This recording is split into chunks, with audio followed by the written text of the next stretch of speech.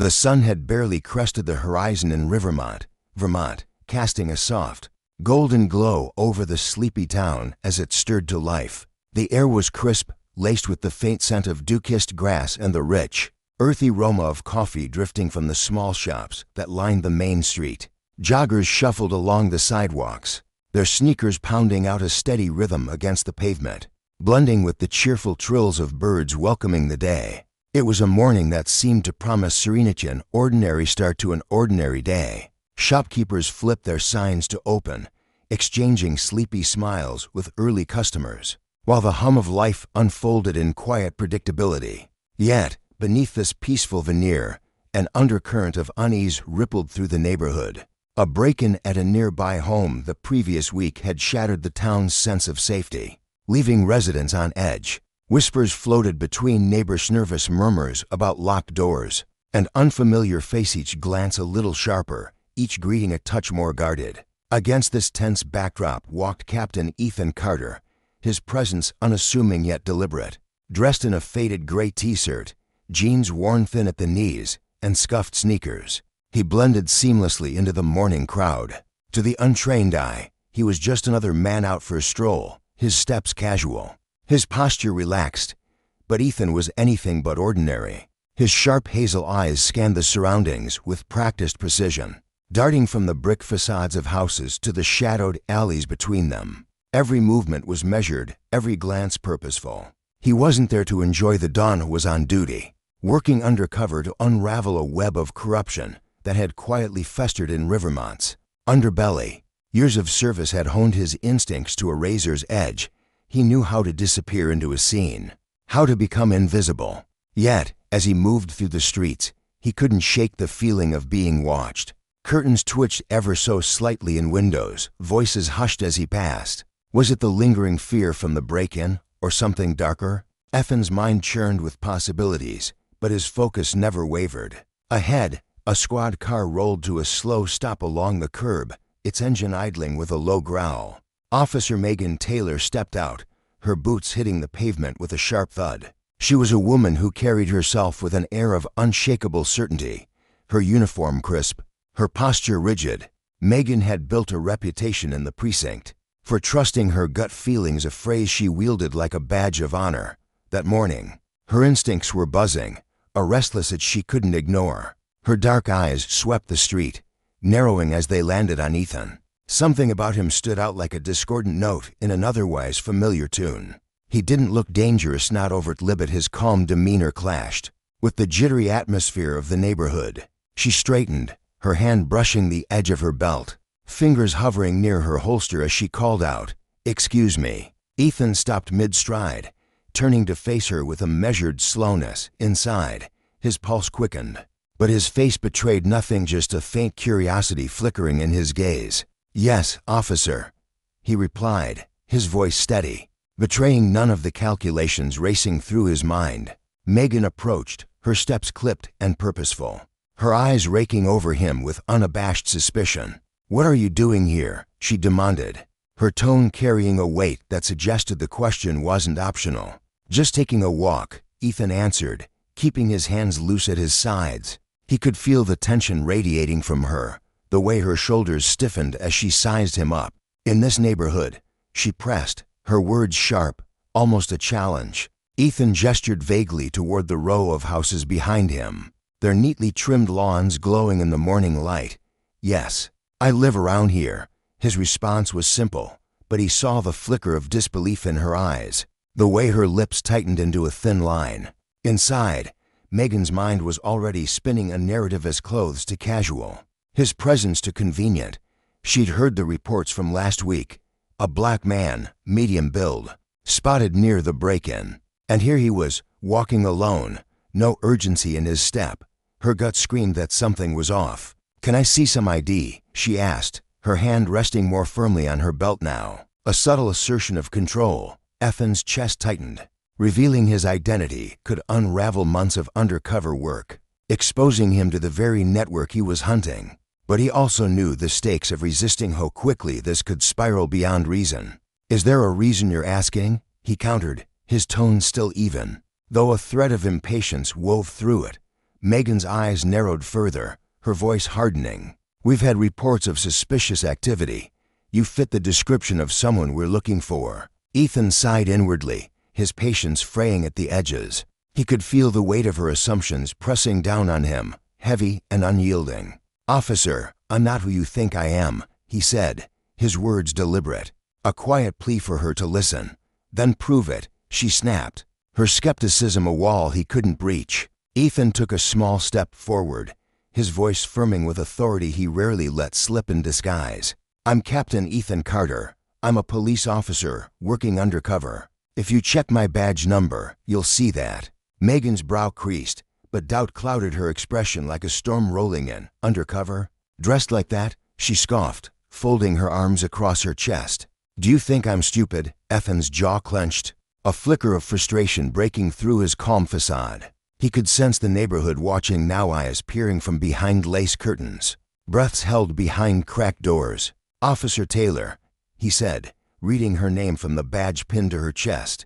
"You're making a mistake. Call your precinct. Verify who I am."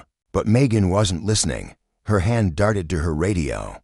Her voice clipped and efficient as she spoke into it. "This is Officer Taylor. I have a potential suspect matching the description from last week's break-in. Requesting backup." Ethan's frustration surged, a hot pulse in his veins. But he forced himself to stay still, his hands rising slightly to signal peace. "You're not hearing me," he said, his tone sharper now. "This is unnecessary." Megan's eyes flashed, her hand inching closer to her holster. "Stay where you are," she ordered, her voice slicing through the quiet morning air. Moments later, the growl of engines announced the arrival of backup. 2 officers emerged from a second squad car, their movements cautious, hands hovering near their weapons as they took in the scene. The taller of the 2, Officer Daniels, a weary man with a perpetual frown, glanced between Megan and Ethan. "What's going on here?" he asked, his voice gruff. Megan pointed at Ethan, her confidence unshaken. "This man claims he's a police officer, but he refuses to show ID. He fits the suspect description." Ethan turned to the newcomers, his exasperation spilling over. "I am Captain Ethan Carter. I've told her that already. Check my badge number, you'll confirm it." The second officer, a younger man named Ramirez with a nervous energy about him, shifted uneasily, his fingers twitching near his belt. He exchanged a quick look with Daniels, uncertainty flickering in his brown eyes. Ramirez had only been on the force a year, and he still second-guessed himself in moments like this. Daniels, older and more jaded, tilted his head, studying Ethan with a mix of curiosity and doubt. But Megan's resolve left no room for hesitation. "Let's not take chances," she said firmly. "Cuff him." Ethan's heart sank as the cold metal of the handcuffs snapped around his wrists, the click echoing in the stillness. He felt the weight of the moment settle over him like a shroud weight of prejudice, of a system too quick to judge, too slow to question. As Daniels and Ramirez led him toward the squad car, he glanced around. The neighborhood had fallen silent, a graveyard of muted onlookers, faces pressed against windows, wide-eyed and whispering, but no one moved, no one spoke. "This is wrong," Ethan called out, his voice ringing through the stillness. "I'm a police officer. Someone call my precinct." But his words dissolved into the air, swallowed by the indifference of the morning. Meanwhile, Megan climbed back into her patrol car, her hands steady on the wheel as she cruised down the street. Her mind buzzed with satisfaction. She acted decisively, trusted her instincts. The neighborhood had been on edge, and she'd done her job to keep it safe. Yet, beneath her certainty, a faint unease gnawed at her, a whisper she couldn't quite silence. What if he'd been telling the truth?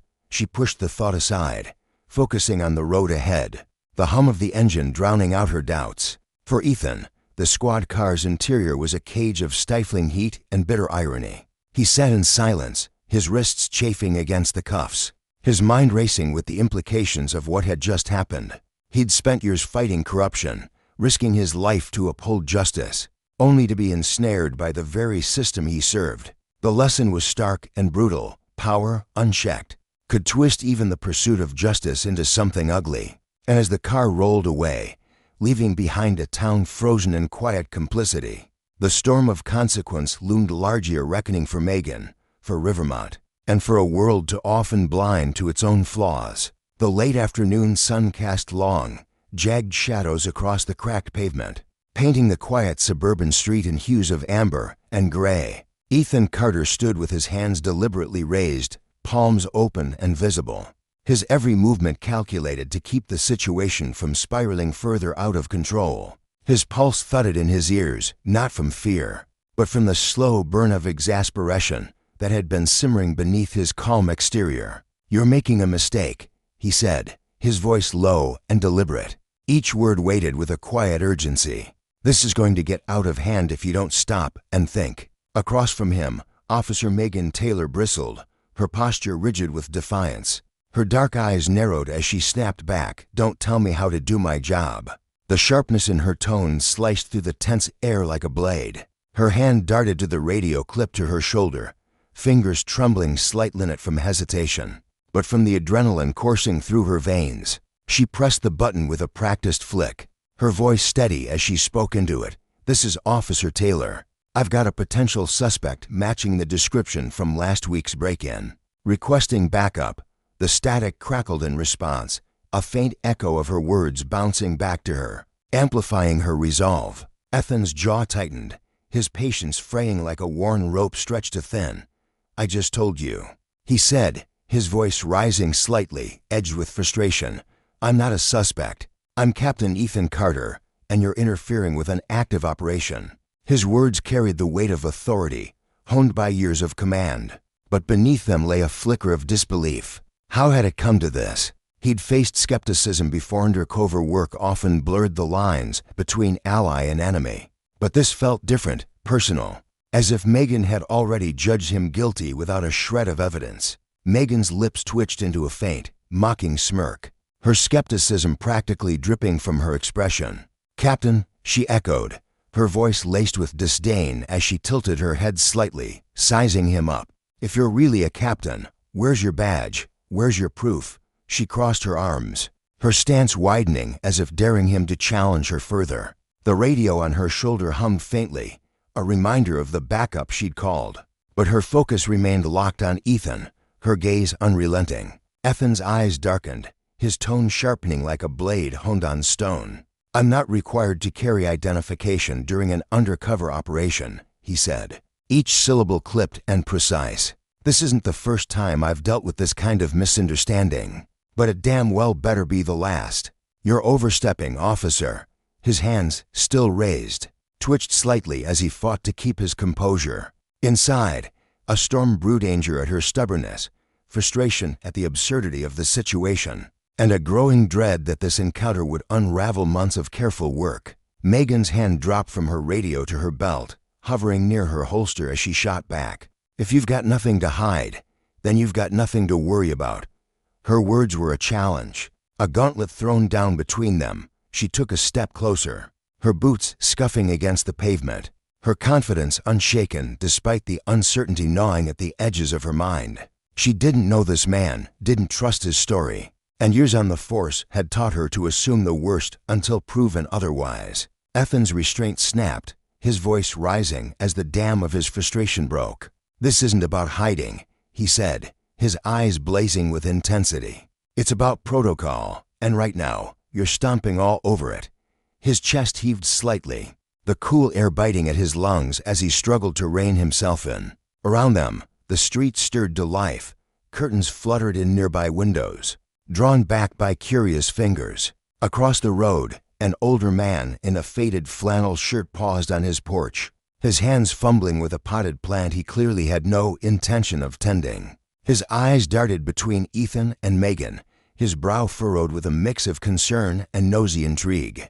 Ethan caught the movement in his peripheral vision, his stomach sinking. The last thing he needed was an audience, but the scene was already spiraling beyond his control. "Now call your superior," he said, his voice steadying, but laced with an unmistakable command. "Ask them to confirm who I am. That's all it takes." He locked eyes with Megan, willing her to see reason, to step back from the ledge she was teetering on. But Megan didn't flinch. Her smirk faded, replaced by a steely determination that bordered on defiance. "That's not how this works," she said coolly. "You're coming with me until we sort this out." Ethan's temper flared, a rare crack in his disciplined facade. "I'm not going anywhere," he snapped, his hands dropping slightly as his composure wavered. "You have no cause to detain me." His voice trembled with barely contained fury, the weight of his authority clashing against her unyielding stance. Megan's eyes glinted with a spark of triumph. "Failure to comply is cause enough," she retorted, stepping even closer, her breath visible in the chilly air. Ethan clenched his jaw so hard his teeth ached, fighting the urge to lash out. "Do you hear yourself right now?" he said, his voice dropping to a dangerous whisper. "You're making this personal, not professional." Her face hardened, and she leaned in, her voice low and intense. "You're on thin ice, buddy. Don't push it." The words were a warning, but beneath them, a flicker of doubt stirred. Was she pushing too far? She shoved the thought aside, burying it under layers of certainty. Ethan met her gaze unflinchingly, his own voice dropping to match hers. "You're digging yourself into a hole you won't climb out of, officer." The distant wail of sirens cut through the standoff, sharp and piercing, like a blade slicing through the tension. Megan's smirk returned, faint but unmistakable, as the patrol cars rolled up, their tires crunching against the gravel-strewn street. The flashing lights bathed the scene in red and blue, casting eerie shadows across Ethan's face. Two officers stepped out: Murphy, a stocky man with a cautious gait, and Connors, taller and weary, his expression unreadable. Their eyes darted between Megan and Ethan, hands hovering near their belts as they assessed the situation. "What's going on here?" Murphy asked, his voice gruff but tinged with unease. He scratched at the stubble on his chin, his brow creasing as he took in Ethan's raised hands and Megan's rigid posture. Megan gestured toward Ethan, her tone sharp and dismissive. "This guy claims he's a police officer, but he's got no ID. He fits the description of a suspect we're looking for." Ethan turned to the newcomers, his voice cutting through the growing murmur of the gathering crowd. "I've already told Harem Captain Ethan Carter. Call the precinct, verify my badge number. This is a waste of everyone's time." His words rang with authority, but there was a raw edge to them, a plea for reason buried beneath his frustration. Murphy and Connors exchanged a glance, uncertainty flickering between them. Murphy shifted his weight, his hand brushing against his radio. "If he's asking us to call it in," he began, but Megan cut him off, her voice like a whip. "No, let's not take chances. Detain him now. We'll sort it out later." Ethan's disbelief erupted into anger, his voice sharp and incredulous. "This is ridiculous. I've told you exactly who I am. You're ignoring protocol, ignoring common sense." His hands clenched into fists behind his back as Connors approached with the cuffs, the metal glinting in the fading light. "Turn around," Megan ordered, her tone brooking no argument. Ethan didn't resist, but his eyes burned into hers as the cuffs clicked shut around his wrists, the cold steel biting into his skin. "You're going to regret this," he said quietly, his voice heavy with a promise that sent a shiver down her spine. Megan didn't respond, her face a mask of resolve as she watched him being led to the squad car. The door slammed shut with a hollow thud, the sound echoing in the stillness like a gavel striking wood. The air grew thick with unspoken tension as the crowd murmured, their whispers weaving a web of speculation. The man on the porch set his plant down, no longer pretending to tend it, his hands trembling slightly as he watched the scene unfold. Inside the car, Ethan sat rigid, his mind racing. This wasn't just a misunderstanding, it was a violation, a blatant abuse of power that struck at the core of everything he stood for. Justice, he thought bitterly, was supposed to protect, not punish the innocent, and yet here he was, cuffed and humiliated, all because one officer refused to listen. Megan turned to Murphy and Connors, her voice cutting through the haze. "We've got a potential suspect here. He's claiming to be a cop, but he's got nothing to back it up." Her words were firm, but beneath them, a thread of unease tugged at her. Murphy frowned, his broad shoulders hunching slightly. "What's the situation exactly?" he asked, his eyes lingering on Ethan's silhouette in the car. Megan gestured dismissively. "He fits the description from last week's break-in. Says he's undercover, but look at him, no badge, no credentials. It doesn't add up." Her confidence wavered for a split second, but she masked it with a scowl. Ethan's voice rose from the car, steady despite the cuffs. "I've explained this already. I'm Captain Ethan Carter, on an undercover op. Revealing my identity compromises everything. Call the precinct. Verify my badge number." Megan whirled to face him, arms crossed tightly. "That's convenient, isn't it? No badge, no ID.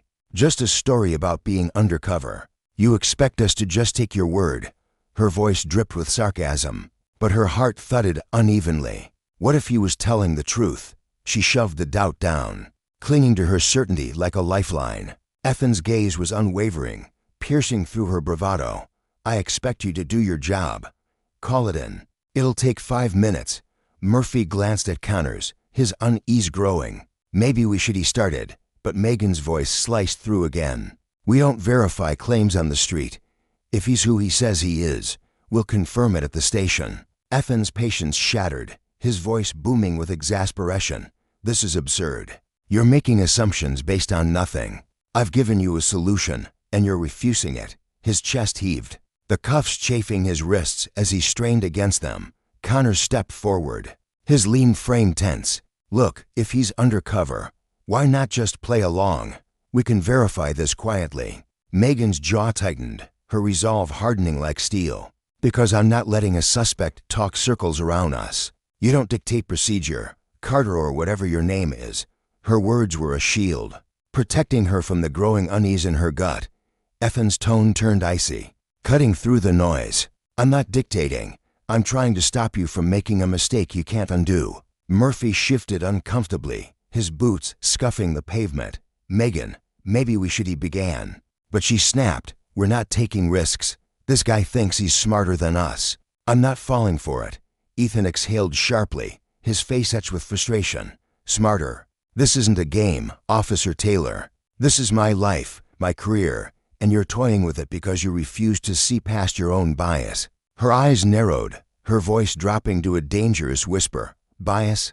Don't throw around accusations you can't back up." Ethan's response was swift, unrelenting. "Then stop proving me right." Connors stepped between them, his hands raised.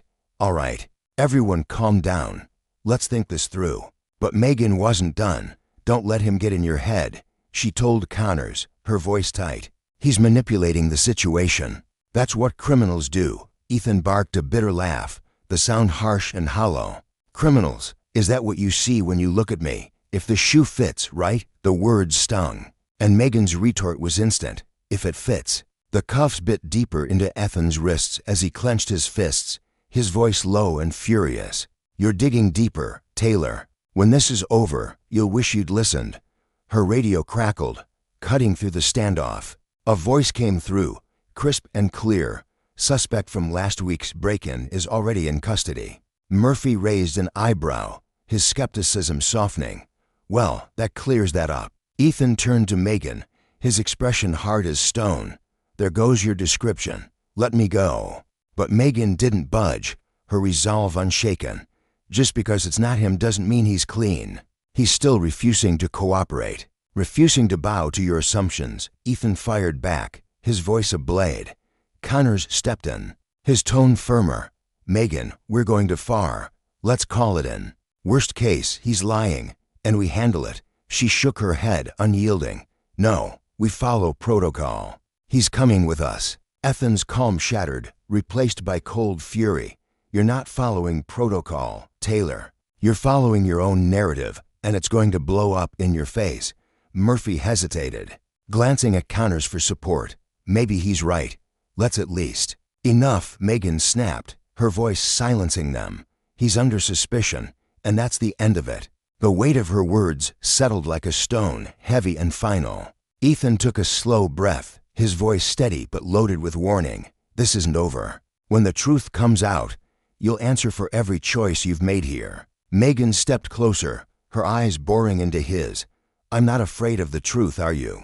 Ethan didn't flinch, his gaze unwavering. "No, but you should be." The tension hung thick, suffocating, as the officers loaded him into the car. Megan stood rigid, her expression resolute, but beneath it, cracks formed out, seeping through like water through a dam. As the car pulled away, Connors muttered under his breath, "I hope you know what you're doing." Megan didn't reply, her eyes fixed ahead, her grip on control tightening even as it slipped away. The squad car door slammed shut, a metallic clang that reverberated through the street. Ethan's voice rose one last time, sharp and commanding. "Call my precinct. Verify who I am. This is a mistake, and you know it." Megan ignored him, her focus on the officers beside her. "We're taking him in," she said, her voice leaving no room for doubt. But inside, a storm brewed, pride clashing with the nagging fear that she'd crossed a line. Justice demanded reason, not recklessness, and yet she'd let her assumptions lead the way. As the car vanished around the corner, the weight of her actions settled over her, a prelude to consequences she couldn't yet fathom. For Ethan, it was a bitter lesson in the fragility of trust. For Megan, a reckoning loomed, a stark reminder that power unchecked could topple even the strongest foundations. The stillness of Rivermont's quiet street shattered as Taylor's voice sliced through the air, sharp and unyielding. "This isn't just a slip-up, Megan, it's negligence. Call your supervisor." Now, his words carried the weight of a man who'd seen too much go wrong, a tremor of frustration rippling beneath his calm exterior. Across the cracked asphalt, Megan whirled around, her dark hair whipping against her cheek as she fixed him with a glare. Through the squad car's open window. "Enough," she snapped, her voice raw with defiance. "You're not the one calling the shots here." Her hazel eyes blazed, daring him to push her further, while her fingers gripped the window frame so tightly her knuckles paled. Beyond the tense standoff, the neighborhood stirred like a living thing awakening from a restless sleep. Curtains twitched in narrow windows as cautious eyes peeked out, catching glints of sunlight on the squad car's dusty hood. A few residents, emboldened by curiosity or unease, shuffled onto their porches, their slippers scuffing against weathered wood. An older man, his gray hair thinning and his shoulders stooped from years of labor, leaned close to his wife on their sagging front steps. "Who's that guy?" he muttered, squinting at the figure in the car. His wife clutched her faded robe tighter around her frail frame, her lips pursing as she studied the scene. "No idea," she replied softly, her voice tinged with worry, "but he doesn't strike me as a criminal. Looks too steady for that." Down the block, a cluster of young men lingered near a rusted chain-link fence, their hoodies pulled low against the late afternoon chill. One of them, lanky and quick-eyed, fished his phone from his pocket, his thumb hovering over the record button. "Yo, this ain't sittin' right," he said, his voice a low growl as he steadied the device, capturing the glint of Megan's badge against her dark uniform. His friend, broader and quieter, nodded, his jaw tight. "Cops are wildin' out. Dude doesn't even look like he's fightin' back." The lens caught Ethan's silhouette in the carriage, unshaken, a man who seemed to carry an invisible shield against the chaos unfolding around him. Megan's head snapped toward the group, her patience fraying like a worn rope. "Move along," she barked, jabbing a finger in their direction, her boots crunching gravel as she took a step forward. "This is police business, stay out of it." The one filming didn't flinch, his phone unwavering as he shot back. "Yeah, well, it don't look like you're handling it right." His tone was bold, edged with a defiance born from too many nights watching authority overstep its bounds. Another in the group muttered under his breath, "Something stinks here," his sneakers scuffing the pavement as he reluctantly shifted back, torn between fear and the urge to stand his ground. Inside the squad car, Ethan's voice rang out, steady but laced with urgency. "Keep recording." He called to the young men, his breath fogging briefly against the glass. "Don't let them bury this." Megan spun back toward him, her frustration boiling over into a sharp, visceral anger. "Shut it," she snarled, slamming her palm against the car's roof with a dull thud that echoed down the street. "One more word, and I'll tack obstruction onto whatever else you've got coming." Her chest heaved as she glared at him, but beneath her fury, a flicker of doubt gnawed at her unseen, unfelt by anyone but her. From a nearby house, its paint peeling in long, curling strips, an elderly woman emerged, her steps tentative as she crossed the threshold of her creaking porch. Her face, etched with deep lines of worry, softened as she peered at Ethan's shadowed form. "Excuse me, officer," she called, her voice quivering like a leaf in the wind.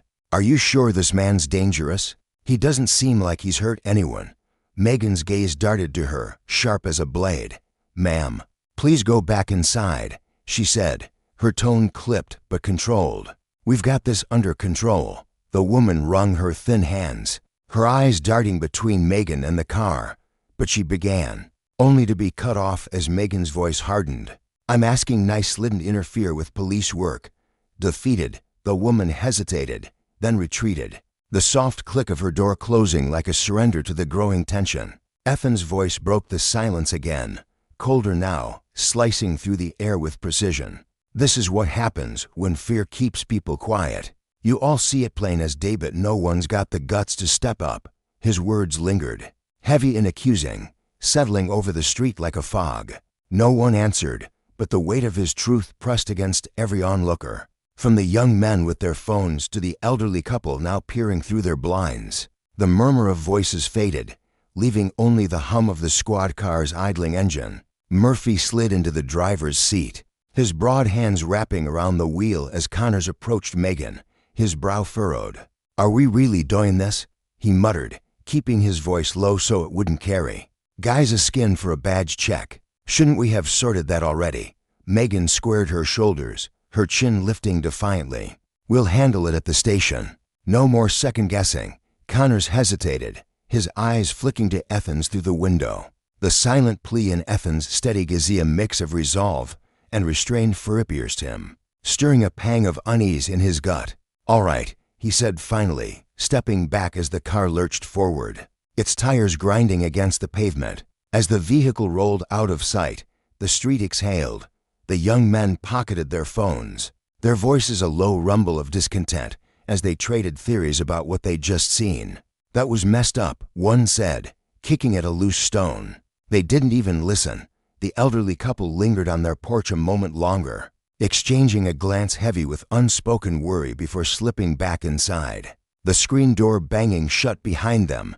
Inside the squad car, Ethan sat stiffly, the cuffs digging into his wrists with every bump in the road. The physical pain was a dull ache compared to the fire burning in his chest, a deep, unshakable sense of injustice that fueled his every breath. He glanced at Murphy, whose eyes stayed fixed ahead, avoiding the rearview mirror like it might betray him. "You know this isn't right," Ethan said, his voice quiet but cutting.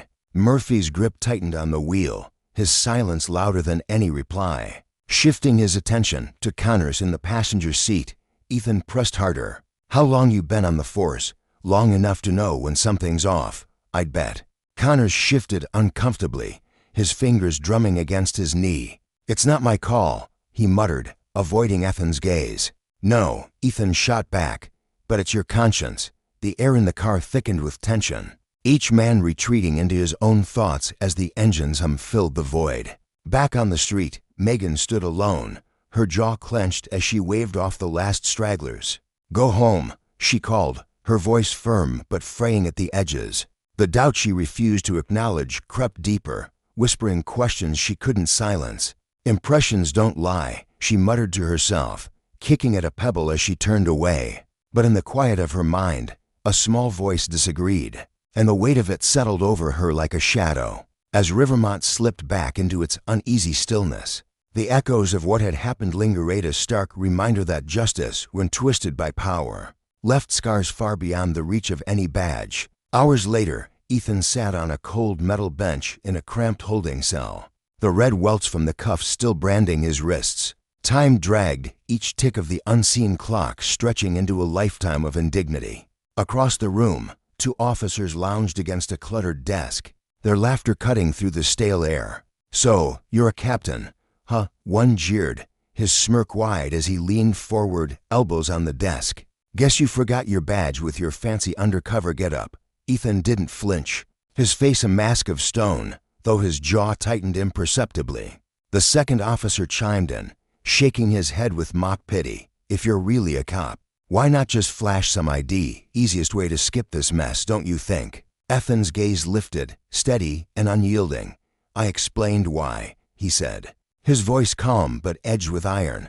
"Not that you're listening." The first officer chuckled, leaning back in his chair. "Right, 'cause you're on some top-secret mission. What's next, gonna tell us the mayor's pulling strings?" Ethan met his eyes, unflinching. Keep talking. The more you run your mouth, the worse this'll look when it's over." The laughter died, the officer's smirk fading into a scowl as the weight of Ethan's words settled over him. Behind the desk, a younger officer named Daniels sat hunched over his computer, his fingers pausing mid-keystroke.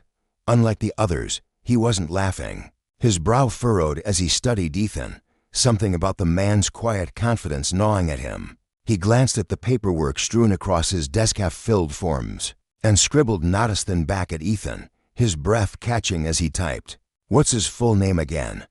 he muttered, almost to himself. The officer beside him frowned, leaning over. "What are you doing?" Daniels hesitated, his fingers hovering over the keys. "Just checking something," the other scoffed, waving a hand. "We don't need to check squat. Taylor's got this guy's probably just some nut with a good bluff." Daniels' eyes lingered on Ethan, doubt flickering in his chest. "What if he's not?" he pressed, his voice barely above a whisper. The officer rolled his eyes. Then he should have acted like a real cop and shown proof. Let Taylor deal with it.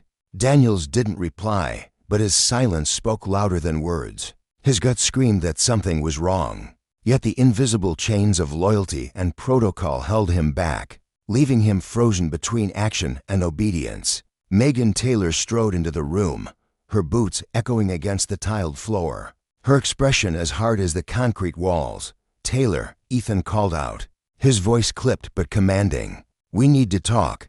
She approached the cell, arms crossed, her eyes locking onto his with a mix of defiance and exhaustion.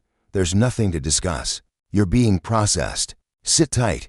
Ethan rose, his presence filling the small space despite the bars between them. "You've screwed up, and you know it. Call my precinct. Verify my badge number. This ends now." Her lips curled into a smirk, dripping with sarcasm. "Funny. You weren't so eager to play nice earlier." Ethan didn't blink. "I don't have to prove anything you do.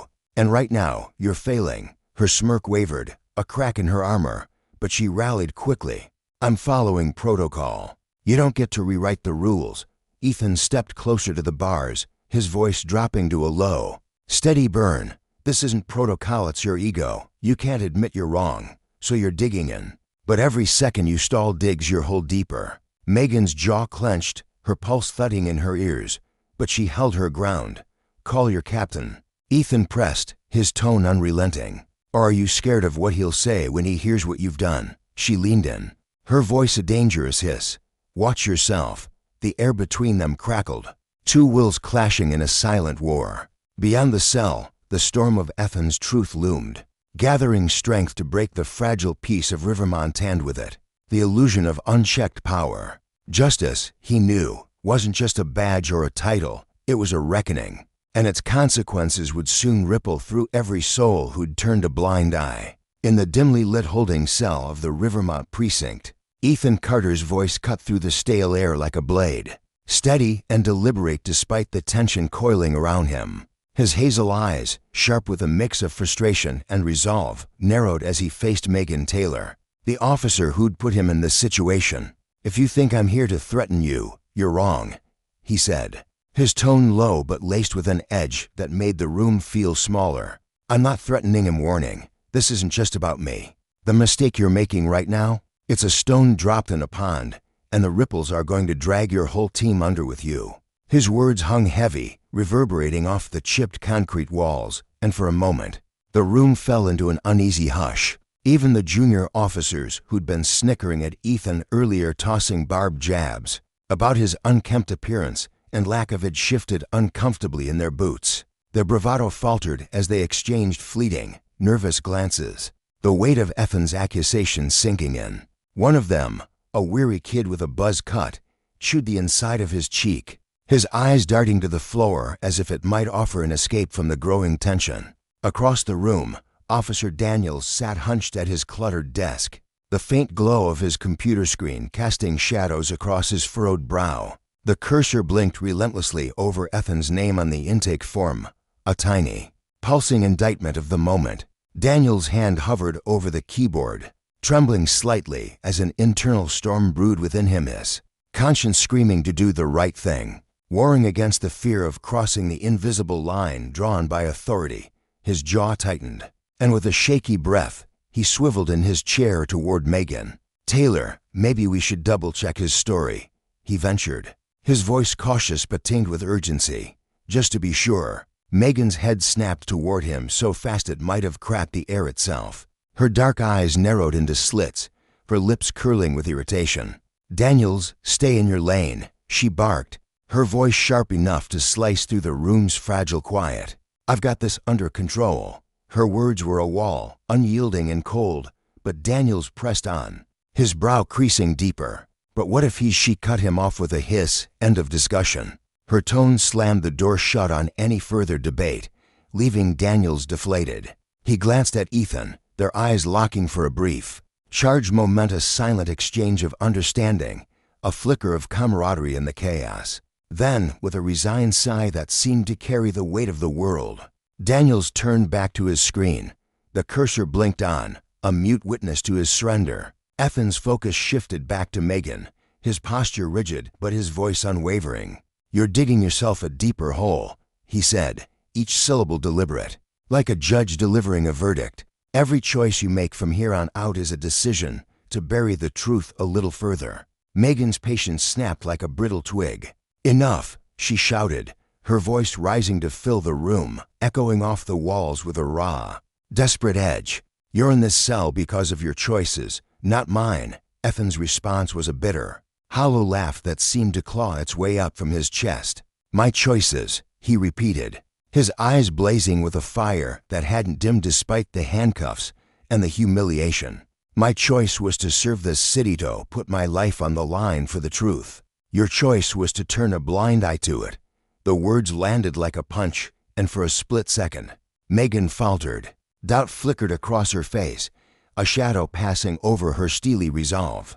But she smothered it just as quickly. With a sharp turn on her heel, she stormed out, the door banging shut behind her with a clang that reverberated through the cell. Ethan sank back onto the cold metal bench, his broad shoulders slumping slightly as he surveyed the room. The officers who'd mocked him now avoided his gaze, their earlier swagger replaced by a palpable unease. One of them, a stocky man with a patchy beard, pretended to busy himself with a stack of papers, though his hands trembled faintly. Ethan leaned his head against the wall, the rough concrete biting into his scalp, and spoke in a low, steady murmur that carried an unshakable certainty.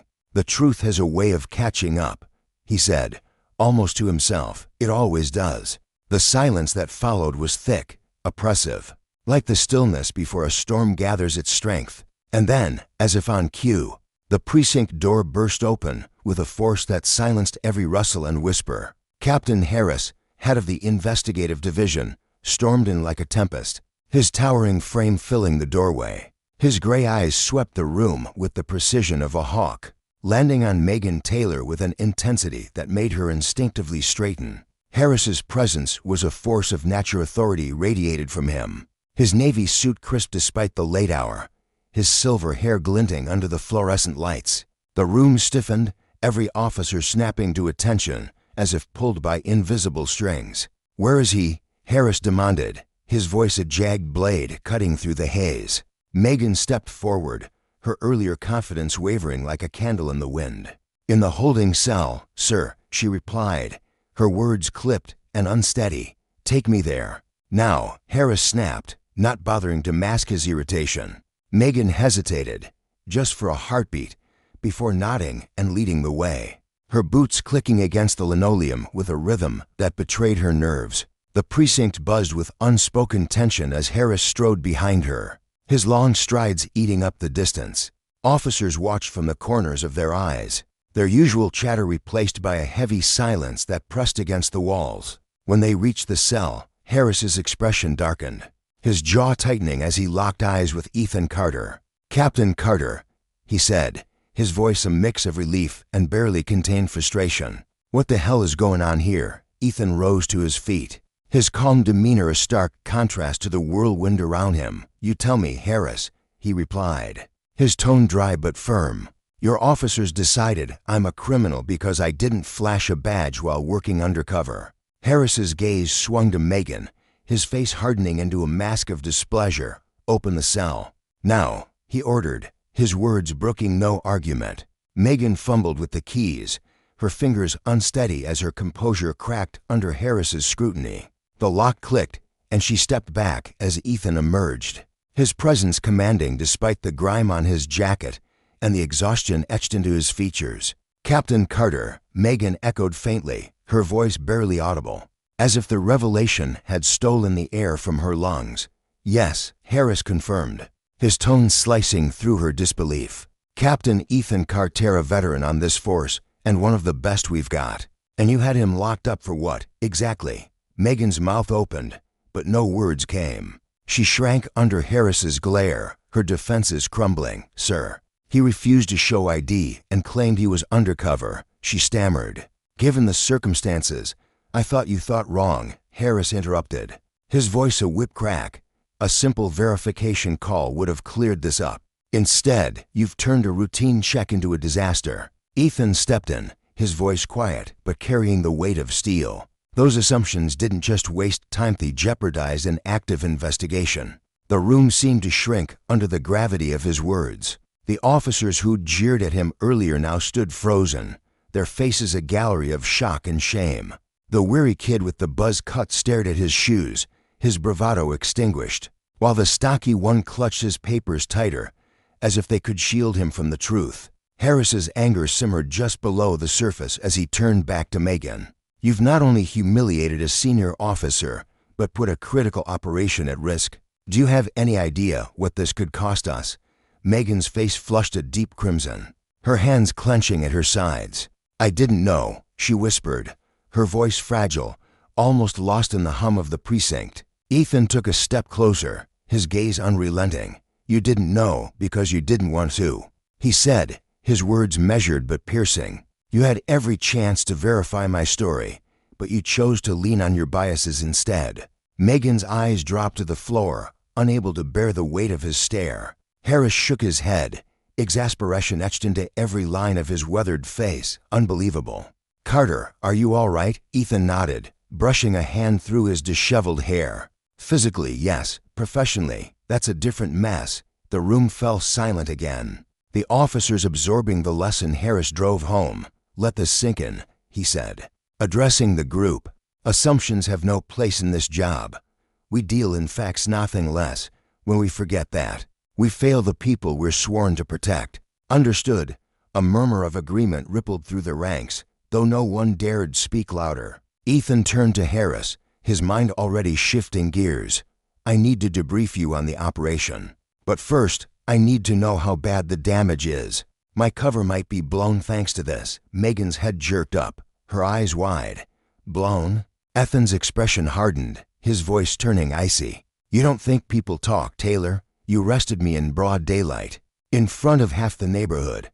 By now, everyone I've been tracking knows something's up." "Congratulations," he handed them a head start. The realization hit Megan like a tidal wave, draining the color from her face. "I didn't mean," she began, but Ethan cut her off, his tone frigid. "You didn't mean to, but you did. Intent doesn't erase impact. Your choices have consequences. And now the whole operation hangs in the balance." Harris waved a hand, dismissing the gawking officers. "This isn't a show. Back to your posts." "Carter, my office." Ethan nodded, but as he followed Harris, he paused to face Megan one last time. "This isn't personal, Taylor. It's systemic. But today, you were the face of that system and you showed exactly why it's broken." The words struck her like a slap, and she flinched, her composure fracturing further as Ethan and Harris disappeared behind the office door. The precinct hummed with hushed murmurs, the officers' earlier confidence replaced by a bitter, lingering shame. They'd ridiculed a superior, detained one of their own, and the sting of it lingered in the air like smoke. Megan stood rooted to the spot, her mind a whirlwind of regret and self-recrimination. The arrest replayed in vivid detail, cuffs snapping around Ethan's wrists, the mocking laughter from her team, her own stubborn refusal to listen. It all painted a portrait of arrogance and error she couldn't unsee. Daniels approached her cautiously, his youthful face etched with concern. "Taylor," he said softly, "if you want, I can help with the paperwork." "Maybe no," she cut him off, her voice flat and hollow. "I'll do it." Daniels lingered for a moment, then nodded and retreated. Leaving her alone with her thoughts, she sank into her chair, the weight of the day pressing down on her shoulders. The voices in her head, Ethan's calm accusations, Harris's sharp rebuke, her own faltering excuse clashed in a cacophony of guilt. But the silence of the precinct was louder still, a deafening reminder that the damage was done. The fallout didn't stay contained within those walls. Less than an hour after Ethan's release, a shaky video hit the internet, a grainy clip of him being cuffed on a quiet Rivermont street. His voice steadied despite the chaos. "I'm a police officer. Verify my badge number." The caption read, "Is this how we treat one of our own?" It spread like wildfire, racking up views and igniting a storm of debate online. Some defended Megan, she was just doing her job. He should have shown ID. One comment read while others condemned her, calling it a blatant abuse of power. The public's outrage grew, a roaring tide that promised to amplify the reckoning already unfolding within the precinct. For Ethan, it was a bitter vindication of his warning: the truth always catches up. For Megan, it was a mirror held up to her actions, reflecting the steep cost of unchecked authority and the justice that follows in its wake. The wave of break-ins had left the entire neighborhood jittery, a palpable tension hanging in the air like a storm about to break. You couldn't fault her for keeping her guard up, nobody could. Megan Taylor, a seasoned officer with the Rivermont Police Department, felt the weight of that unease every time she patrolled the streets. But that day, when she spotted Ethan Carter, something snapped inside her. Maybe it was the way he moved, his clothes too casual for her liking, or the flicker of suspicion that had been honed over years on the job. Whatever it was, it set off a chain of events that would unravel her world and the departments faster than she could have imagined. Voices of dissent rose quickly, drowning out any attempt at understanding her caution. "This is systemic racism laid bare," one ex-post declared, its words sharp as a blade, gathering thousands of likes in mere hours. The accusation stung, not just for its venom, but for the way it spread, wildfire-like, across the digital landscape. By noon, hashtags like Cherry, Racial Bias, and Justice for Ethan had clawed their way to the top of national trends, each one a spotlight searing into the Rivermont PD. Every post, every retweet, turned the lens tighter on Megan's split-second decision and the culture that had shaped it. People weren't just angry about her, they wanted answers for decades of quiet wrongs, for a system that seemed to reward suspicion over fairness. The precinct buzzed with a restless energy, though the officers inside worked in a heavy, suffocating silence.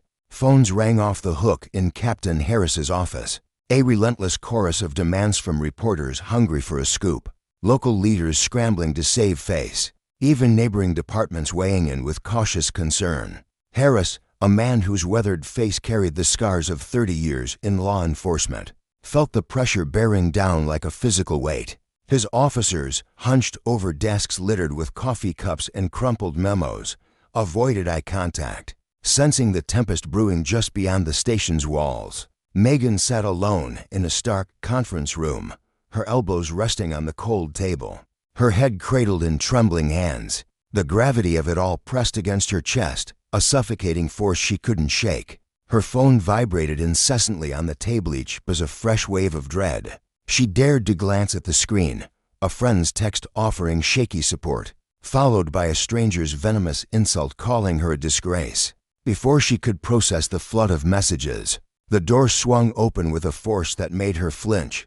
Captain Harris stormed in, his jaw tight, a laptop clutched under his arm like a weapon. He slammed it down in front of her and spun the screen toward her with a flick of his wrist.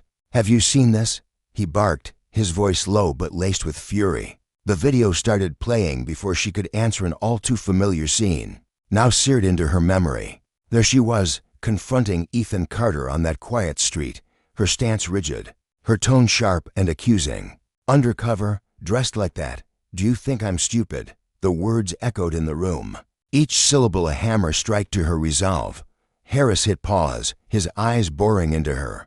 "Do you have any idea what this has done to us, to you? This department's under a microscope now. Taylor, and I can't defend what you did." Megan's lips parted, a defense forming on her tongue, but Harris raised a hand, cutting her off before she could speak. "Save it. We've already put out a statement. We're investigating, and you're on administrative leave effective immediately." The words hit her like a punch to the gut. "Leave?" she echoed, her voice barely above a whisper, disbelief clouding her hazel eyes. "Yes, leave," Harris snapped, his tone icy and unyielding. "Go home. Don't talk to the media." "Understood," she nodded, numb, as the reality sank in like damp rot. She rose slowly, her legs unsteady, and left the room with the weight of 1,000 unseen eyes on her back. Meanwhile, Ethan Carter stood at the heart of a swelling storm he hadn't asked for. A veteran officer with 20 years of service. He'd spent his career navigating the shadows of undercover work, his sharp mind and steady hands earning him respect among peers. But that day, stripped of his badge's protection by Megan's hasty judgment, he felt exposed to draw in a way he hadn't since his rookie days. The public's outrage had thrust him into a spotlight he didn't want, yet he knew silence wasn't an option. If he didn't speak, the story would twist beyond recognition. At a press conference thrown together in a matter of hours, he faced a sea of flashing cameras and eager reporters, his broad shoulders squared, his dark eyes steady despite the chaos. "I want to start by saying this isn't just about me," he began, his voice calm but firm, cutting through the murmur of the crowd. "What happened in Rivermont is a sign of something bigger, something we can't keep pretending doesn't exist." A reporter shot up her hand, her notepad poised. "Captain Carter, do you think Officer Taylor's actions were racially motivated?" Ethan paused, the question hanging heavy in the air. He chose his words with care, each one deliberate. "I think her actions came from bias, whether she meant it or not. That bias led to an unfair calumny that nearly derailed an active case. That's not okay." Another journalist jumped in, voice sharp. "What about those saying she was just doing her job?" Following protocol, Ethan's gaze hardened, a flicker of frustration breaking through his composure. Protocol doesn't justify poor judgment. This isn't about one officer, it's about a system that lets profiling slide, that treats assumptions like facts. That's what has to change. His words landed like stones in still water, rippling outward. Within minutes, clips from his speech flooded the internet, fueling a movement that was growing louder by the hour. Outside the Rivermont station, protesters amassed, their signs bold and unyielding, "Stop the bias."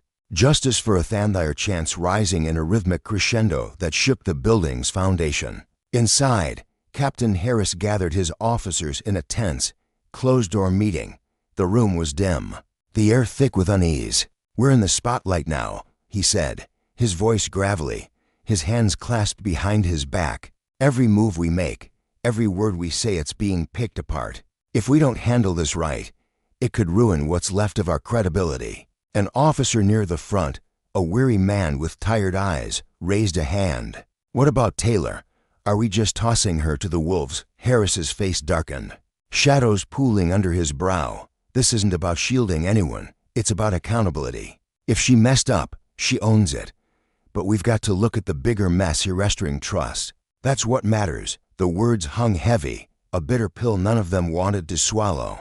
The pressure didn't let up. Local politicians issued fiery statements, decrying the incident and demanding outside oversight for the department. Civil rights groups rallied behind the protesters, vowing to file complaints that would echo up the chain. Even a famous actor chimed in, posting to millions of followers, "If a decorated officer like Captain Carter can be treated this way, what chance do the rest of us have?" Justice for Athan, the grassroots fury, amplified by big names, turned Rivermont into ground zero for a national reckoning on policing and power. Back at her small apartment, Megan scrolled through an endless tide of posts, her name now a hashtag tied to shame. Her living room was dim, the curtains drawn tight against the world outside. Each comment sliced deprecations of bigotry, demands for her job, threats that made her stomach churn. Her phone buzzed again, a colleague's text hanging there. "This'll pass." But doubt gnawed at her. Ethan's face flashed in her mind, his steady gaze cutting through her excuses. "You proved why the system needs to change," he'd said, and those words looped in her head, a haunting refrain. The uproar showed no sign of fading. If anything, it grew fiercer, a chorus calling not just for her punishment, but for a dismantling of the structures that had let her assumptions slide. Days later, The disciplinary board convened in a windowless room, the air thick with tension. Captain Harris stood at the head, his presence commanding yet strained. Officer Megan Taylor's actions have dragged this department into a national firestorm. For all the wrong reasons, he said, his voice steady but edged with exhaustion. Our response has to match the weight of this mess. Megan sat across from him, pale and still, her hands locked together in her lap as if to anchor herself. Harris went on, effective immediately. Officer Taylor is suspended without pay for 6 months. She'll undergo mandatory training, implicit bias, cultural sensitivity, ethical policing. A ripple of murmurs spread through the room. A senior detective, his gray hair thinning, leaned forward, skepticism creasing his face. That's it. 6 months and some classes. That's not accountability, it's a slap on the wrist. Another officer, younger and restless, shot back. She was under pressure, doing her job. You're acting like she hunted Carter down on purpose. The detective's eyes flashed. Intent doesn't undo damage. She jeopardized an op and shined a light on everything wrong with how we work. Brushing that off is reckless. The room erupted, voices clashing like swords. She made a mistake. Someone shouted from the back. If we crucify every mistake, who's going to stick around? A woman near the door snapped. Maybe someone who gets what this badge means. Megan finally spoke, her voice soft but cutting through the din. I didn't mean for this. I thought I was doing what I was trained to do. Harris's gaze hardened. That's the problem. Taylor, you're training your instincts who are steeped in assumptions. And those assumptions have cost us more than you know. The fallout spilled beyond the boardroom. In the precinct's break room, officers split into camps, their debates growing sharper. They're hanging her out to dry, one muttered, stirring sugar into his coffee with too much force. It's all optics just to quiet the mob. A woman nearby shook her head, her arms crossed tight. Good. The public deserves to know we'll own our screw-ups. If we can't, why should they trust us? By the coffee machine, a quiet officer spoke under his breath. 6 months won't fix this. The rot's deeper than Taylor. Harris, overhearing, stepped in. You're right. It's not just Harris, the culture that let this fester. If we don't face that, we're just waiting for the next explosion. Outside, the protesters' chants grew louder. Their signs a forest of demand. Stop the bias. Reform the system. The lesson was clear. Justice wasn't just about punishing one officer's misstep. It was about the consequences of power wielded carelessly. About a system that had grown too comfortable with its flaws. Megan's fate was a spark, but the fire it lit demanded Moria reckoning that would either forge something better or burn it all down. The clamor of unrest reverberated through the air, swelling with every tick of the clock inside the Rivermont Police Department. Officers darted about, their footsteps echoing off the linoleum floors as they grappled with the chaos spilling over from a single, fateful moment. In the midst of the storm, Captain Harris summoned his senior staff into a cramped meeting room, the fluorescent lights flickering overhead like a stuttering heartbeat. The weight of the public's outrage pressed down on them, heavy and unyielding. This isn't just about Taylor's misstep, Harris declared, his voice cutting through the tension like a blade. His brow furrowed as he leaned forward, hands braced on the table.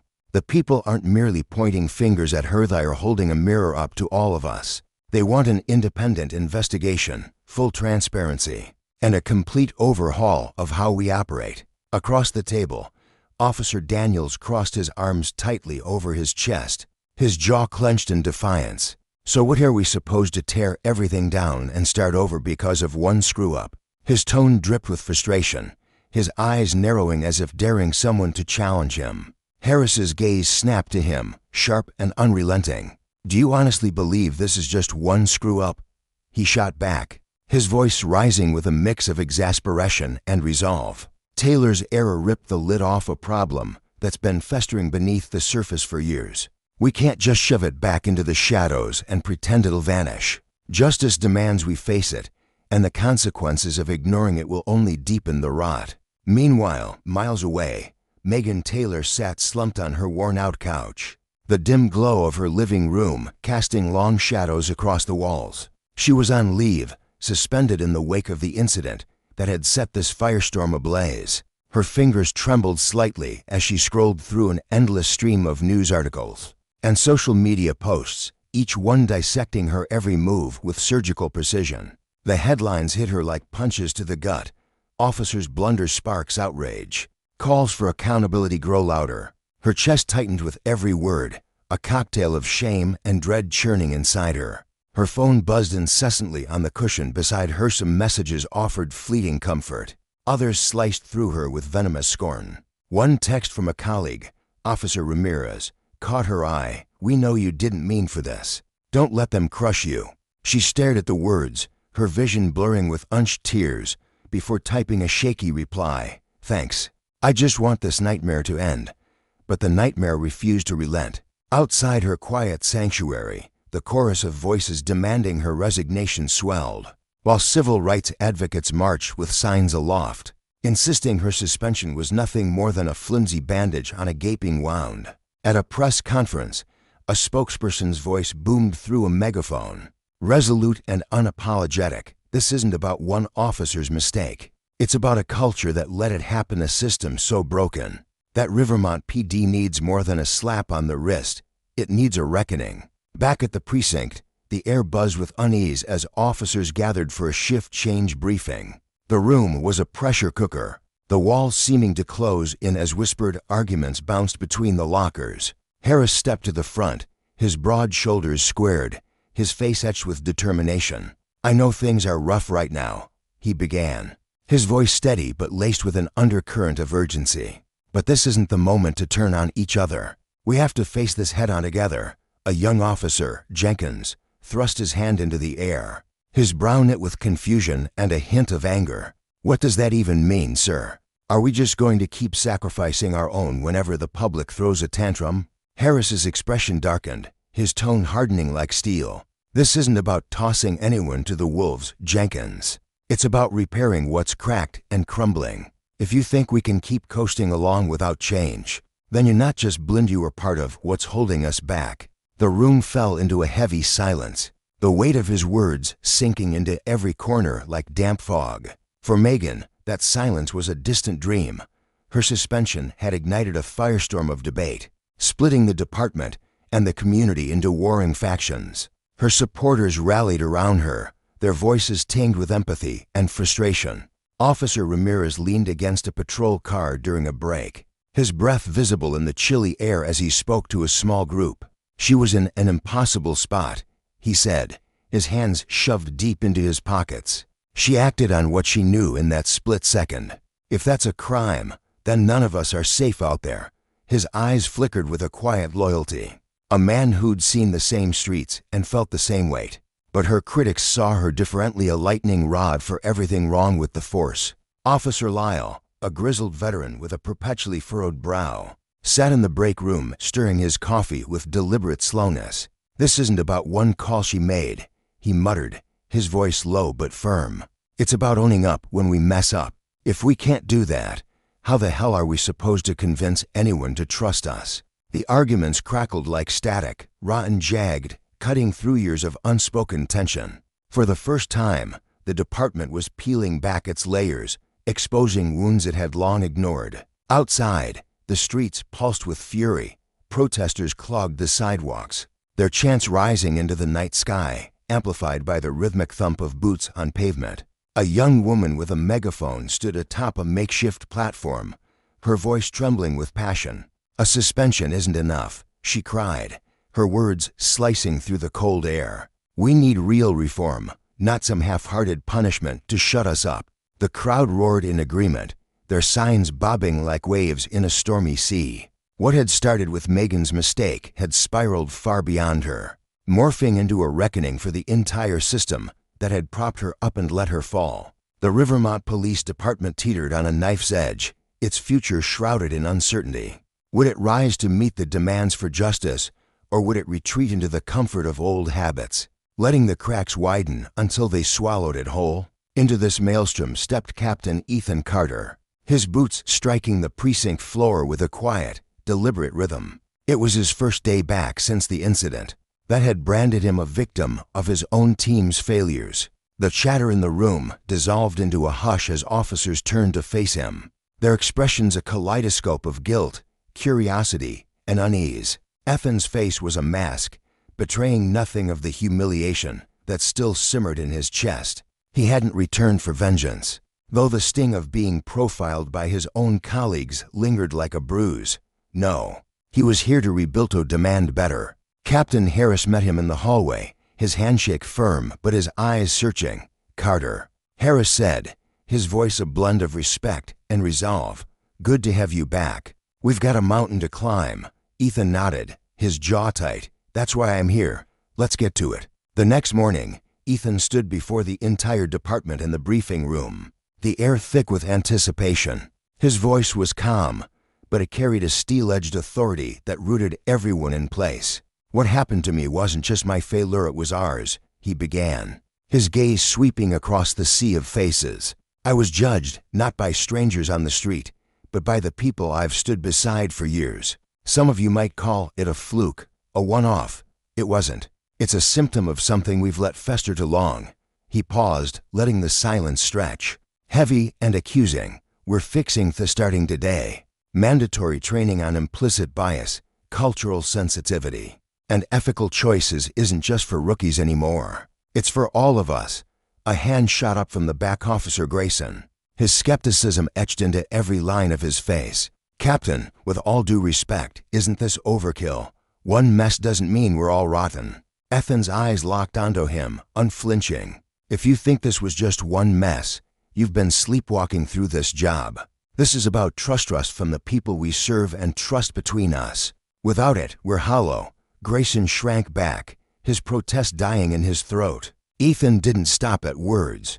He rolled up his sleeves and dove into the work, organizing workshops that dragged the department into uncharted waters. Experts flooded the precinct, their sessions less like lectures and more like open-heart surgery, messy, painful, and necessary. In one session, an instructor paced the room, his voice steady but probing. "How many of you have ever sized someone up based on their looks alone?" Hesitation rippled through the group, hands hovering uncertainly. Ethan raised his own, his expression unflinching, a silent dare for others to follow. A few did, their movements reluctant. "It's not about guilt," the instructor pressed on. "It's about waking up. Seeing those instincts for what they are is how we start to dismantle them." The tension in the room was palpable, a tightrope stretched to its limit.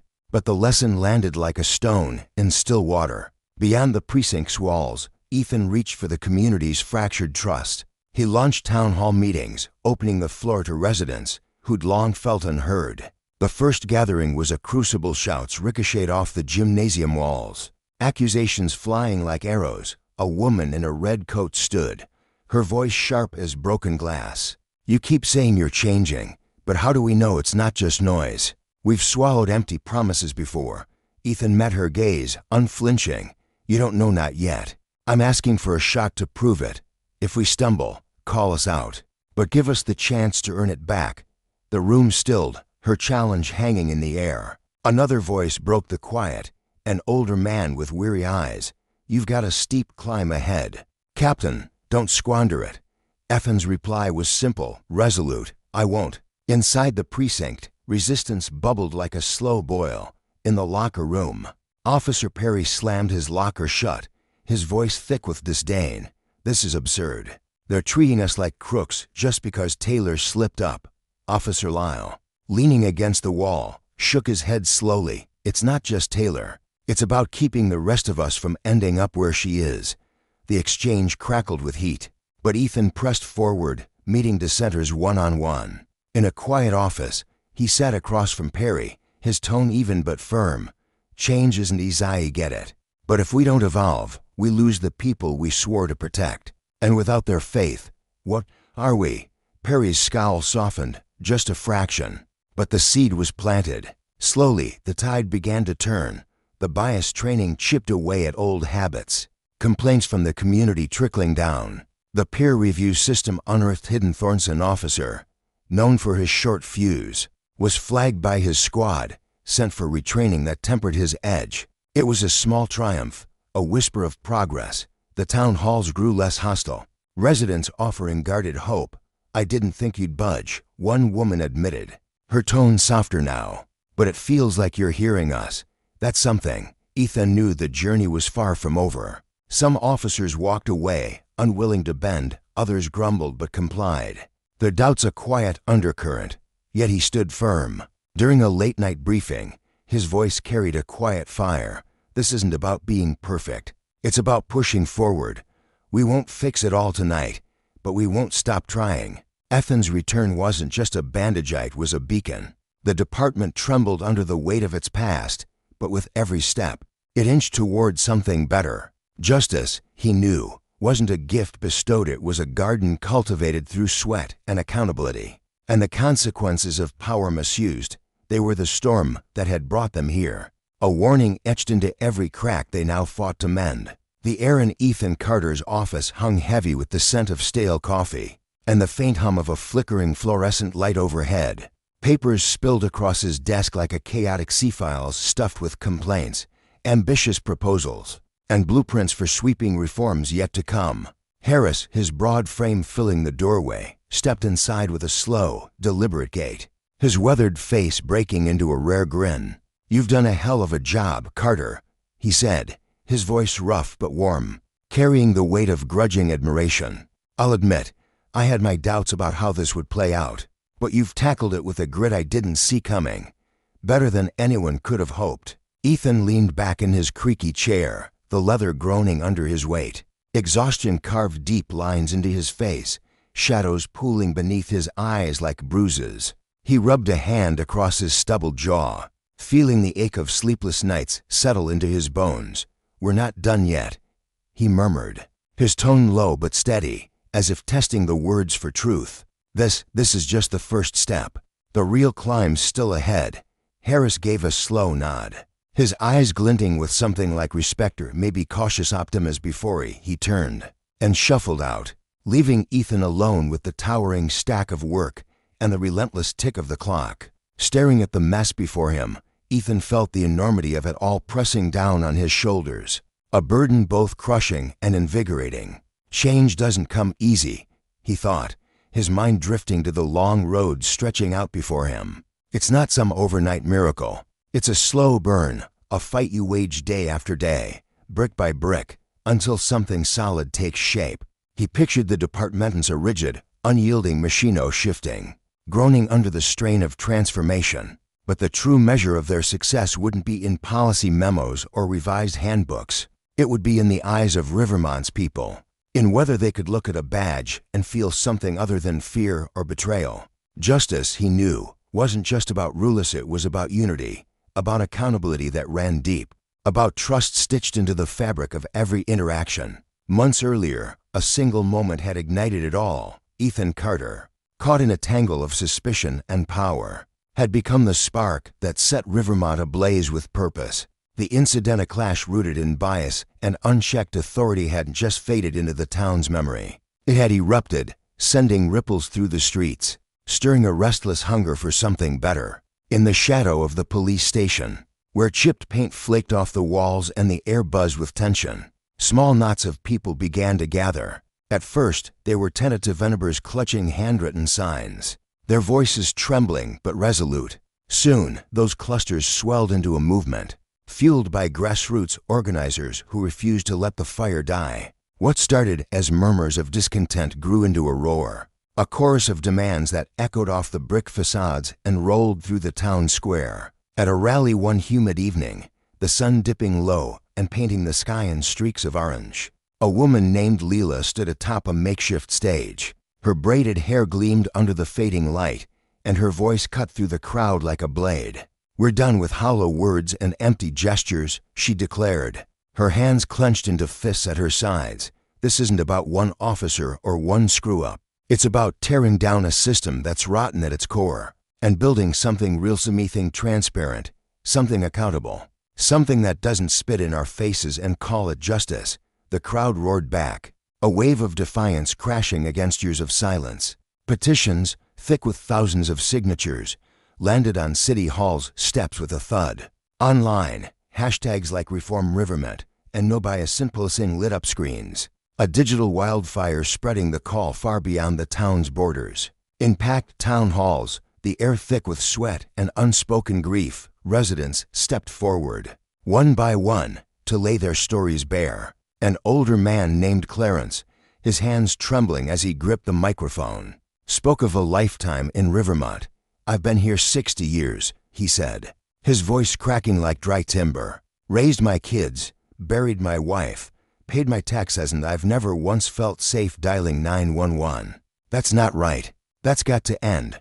A young mother named Tasha followed, her toddler tugging at her sleeve as she spoke. "We're not asking for the moon here," she said, her eyes blazing. "We just want to be seen, to be heard, to matter." Is that too much? Each word landed like a stone, building a wall of truth no one could ignore. Inside the precinct, the pressure was a living thing, coiling tighter with every passing day. Captain Harris, his graying hair slick with sweat, stood before a room of community leaders, his broad shoulders squared, but his voice softer than usual. "We hear you," he said, meeting their gazes one by one. "We know we've got a mountain to climb, and we're not pretending otherwise, but we're in this, we're committed to getting it right." The department rolled out changes with a speed that surprised even the skeptics. Body cameras clicked onto every uniform, their red lights blinking like watchful eyes, backed by rules so strict that violations meant more than a slap on the wrist. A civilian oversight board sprang to life, its members teachers, shopkeepers, parents drawn from every corner of Rivermont, tasked with sifting through complaints and holding the line.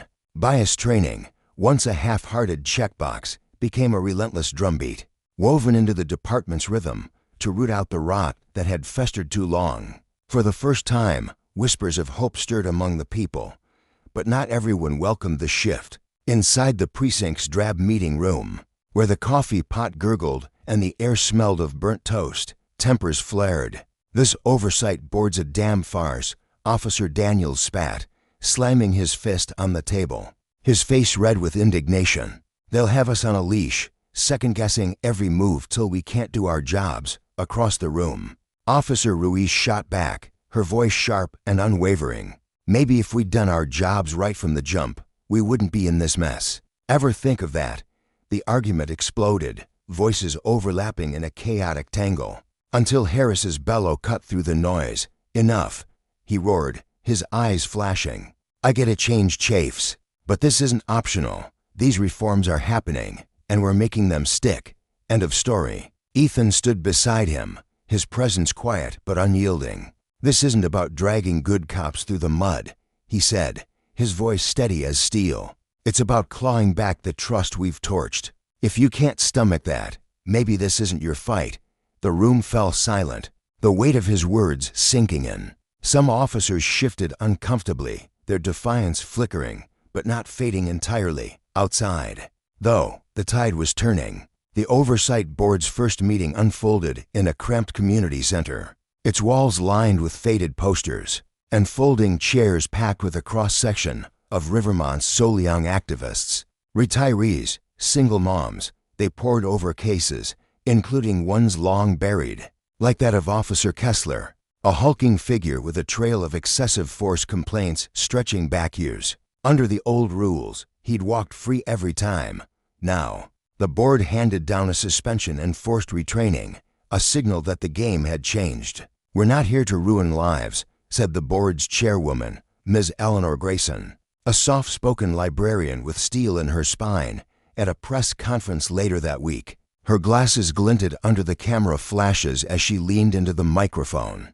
"We're here to balance the scales for the officers who serve honorably and for the community that deserves fairness. Justice isn't a weapon, it's a promise." Slowly, the numbers began to shift. Complaints against officers dipped.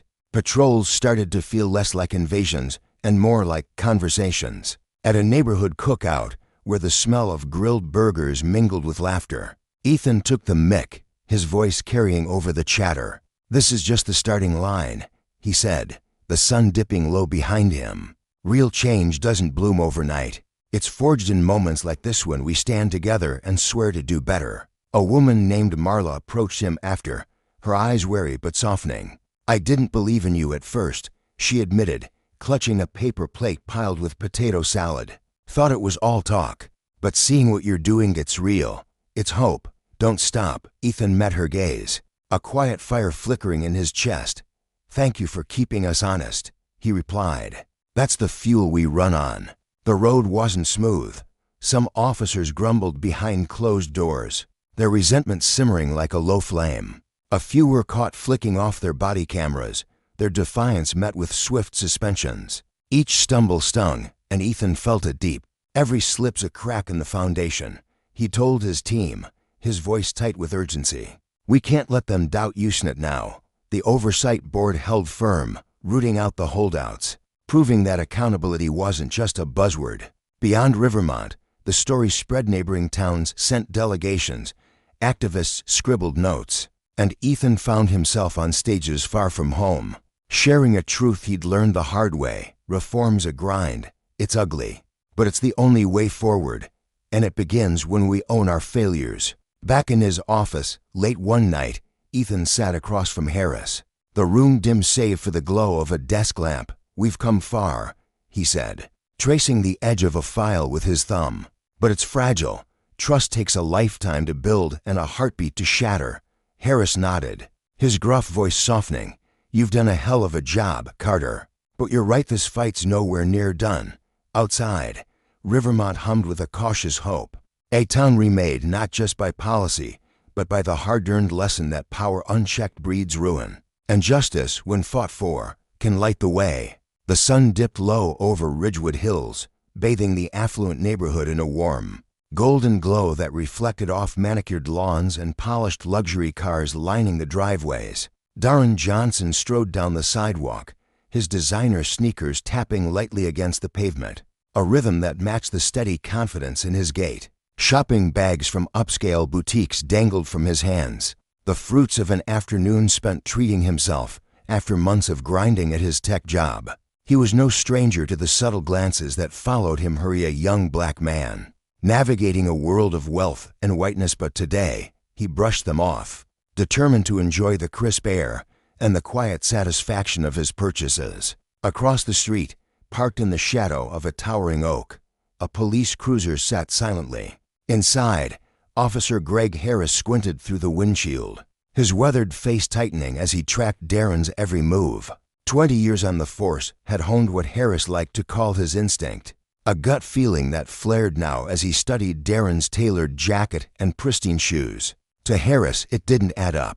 The young man's presence in Ridgewood Hills felt like a puzzle piece forced into the wrong slot.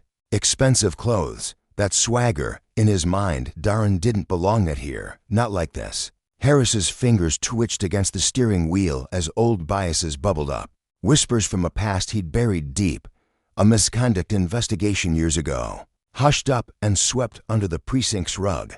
This encounter, he feared, could unravel it all. Stepping out of the cruiser, Harris adjusted his belt with a deliberate tug, his boots thudding against the asphalt as he crossed the street. His eyes bore into Darren, sharp and unyielding, like a predator sizing up its prey. Darren felt the shift in the air, immediately, a weight pressing down on his shoulders, a prickle along his spine. He kept walking, pretending not to notice, but the hairs on his neck stood on end as Harris's voice sliced through the stillness. Hey, you, hold on a second. The command was loud, jagged, shattering the evening's peace. Darren froze mid-step, his grip tightening on the shopping bags until the handles bit into his palms. His pulse quickened, a familiar drumbeat of dread he'd known too many times before. Slowly, he turned, forcing a smile that felt like a mask. Yes, officer. Is there a problem? His voice was steady, a careful shield against the storm he sensed brewing. Harris approached, his broad frame casting a shadow over Darren as he scanned him from head to toe. Where are you coming from? He demanded, his tone clipped and cold. Just shopping, Darren replied, lifting the bags slightly as evidence. Heading home now. Harris's eyes narrowed, glinting with suspicion.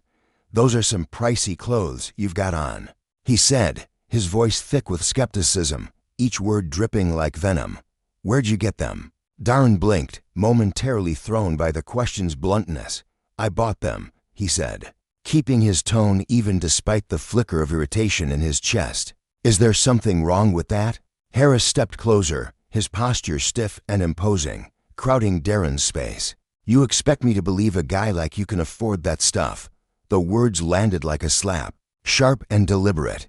Darren's jaw tightened, a muscle twitching as he fought to stay composed. He'd heard this before too many times to count, and the sting never dulled. "I don't see why not," he said, his voice firm but measured. "I work hard. I like nice things. Same as anyone else." "Work hard, huh?" Harris sneered, his lip curling as he gave Darren another slow, dismissive once-over. "What do you do? Sell drugs? Hustle on the streets?" The accusation hit Darren like a punch to the gut, churning his stomach with a mix of anger and frustration. He wanted to snap back, to let the words he'd bottled up for years spill out, but he knew the game.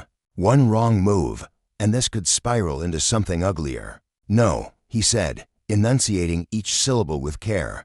"I have a real job. I'm a college grad.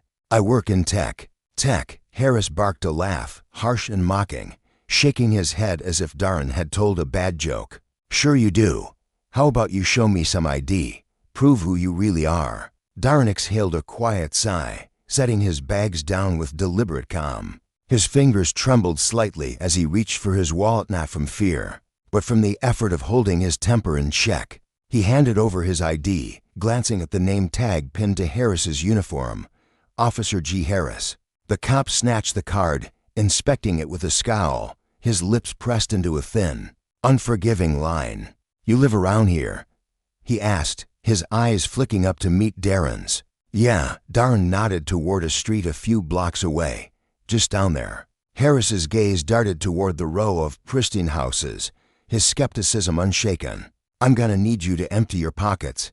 Turn out those bags, too." A flush of heat surged through Darren's chest, anger clawing at his restraint. "I haven't done anything wrong, officer." "Why are you?" "Empty the damn bags," Harris snapped, cutting him off, his voice rising as he stepped even closer. His hand hovered near his belt, a silent threat. Darren's breath hitched as he noticed a few passers-by slowing their steps, their curious eyes locking onto the scene. The weight of their stares pressed against him, turning a routine walk home into a public spectacle. This wasn't just harassment anymore, it was humiliation, raw and deliberate. But what choice did he have? Defiance could escalate this into handcuffs or worse, silently. He knelt, tipping over the bags. Shirts, shoes, a sleek watchel, his hard-earned treasure stumbled onto the pavement, exposed under Harris's judgmental gaze. Harris crouched down, rifling through the items with the intensity of a detective hunting for contraband. "These don't look like the kind of things someone like you would wear," he muttered, loud enough for Darren to hear, each word laced with disdain. Darren's patience frayed, his voice low but steady. "I don't know what you mean by someone like me, but everything here is mine." Harris ignored him, standing abruptly as if he'd heard nothing. But the encounter didn't end there. It spiraled, drawing the attention of a bystander who pulled out a phone and began recording. That shaky footage would soon ignite a firestorm, spreading across social media and catching the eye of relentless journalists. Local and national media descended on Rivermont, their cameras and microphones thrusting the incident into the spotlight. Ethan, a community advocate who'd faced his own battles with the system, watched the coverage unfold during a public forum. "The media didn't just expose the issue," he later remarked, his voice heavy with conviction. "They kept the conversation alive when it would have been easier for everyone to turn away." Reporters dug deep, unearthing a trove of dismissed complaints against officers, patterns of abuse buried in the department's records. Harris's name surfaced, tied to that long-forgotten investigation, and the revelation shook the city. The pressure forced officials to act, commissioning an independent review and rushing reforms into place. Community watchdog groups sprang into action, their presence a constant thorn in the department's side. They packed public meetings, filed Freedom of Information Act requests, and scrutinized every step of the reform process, ensuring the changes went beyond surface-level promises. "Transparency isn't optional," Ethan declared at one tense gathering, his words cutting through the room. "It's the bedrock of trust, and without trust, justice is just a hollow word." But the path wasn't smooth. Inside the department, the reforms sparked a quiet rebellion. Officers felt the sting of scrutiny, their morale sinking under the weight of public outrage. Captain Harris, Gregg's superior, a grizzled veteran with a weary pragmatism, confided in a closed-door meeting with city officials. His voice low and strained. "We're balancing on a razor's edge here. We have to prove we're serious about cleaning house. But we can't lose the good cops who are just trying to do their jobs." The tension was palpable, a rift widening between the old guard and the push for change. Ethan threw himself into the fray, meeting with officers who felt battered by the backlash. In a dimly lit break room, he sat across from a group of them, their faces etched with resentment. "Accountability isn't about pointing fingers," he told them, his tone earnest but firm. "It's about fixing a system that traps good people into bad choices." Some nodded, their shoulders loosening. Others stared at the floor, unconvinced. For Ethan, this was personal. The ordeal that had thrust him into this fight, his own run-in with injustice, had rewired his understanding of leadership. "It's not just about calling the shots," he told a group of wide-eyed recruits one evening, the training room buzzing with quiet energy. "It's about listening to your team, your community, even your critics. If you can't hear them, you can't lead." Beyond Rivermont, Darren's arrest rippled outward. A pebble dropped into a still pond. Civil rights groups seized on it, holding it up as a stark lesson in why power unchecked breeds corruption, not just in policing, but everywhere. During a heated TV debate, a prominent activist leaned into the microphone, her voice trembling with urgency.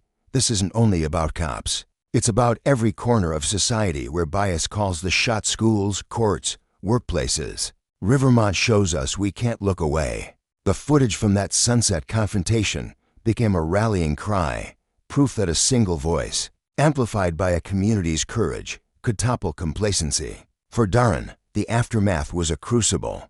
Standing before a crowd at a town hall, his hands still shook as he recounted the humiliation of that day. The way Harris's words had stripped him bare, the way the pavement had felt cold against his knees.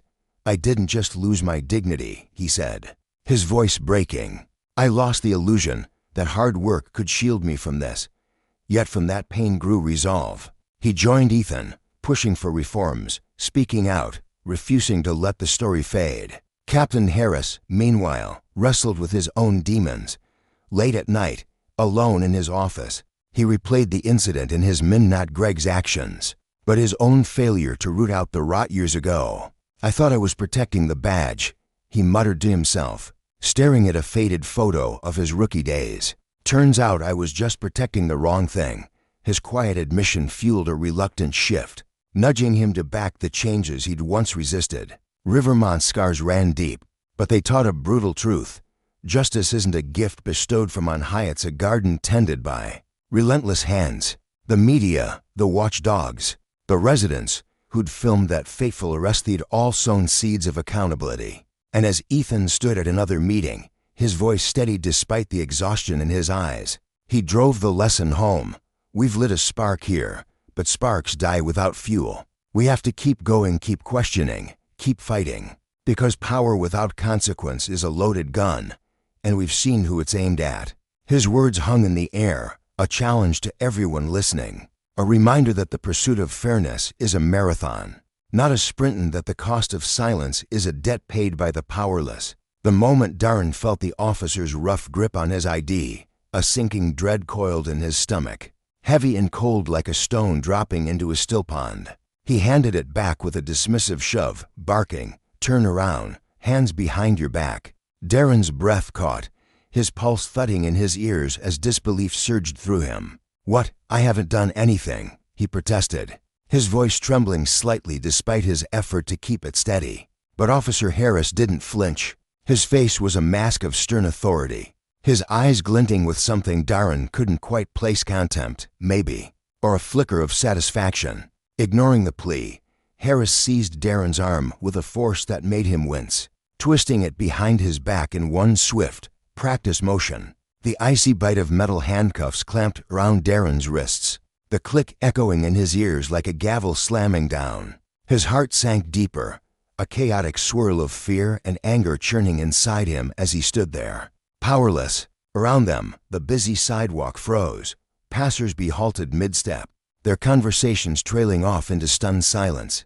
A few fumbled for their phones, fingers trembling as they aimed shaky cameras at the unfolding scene.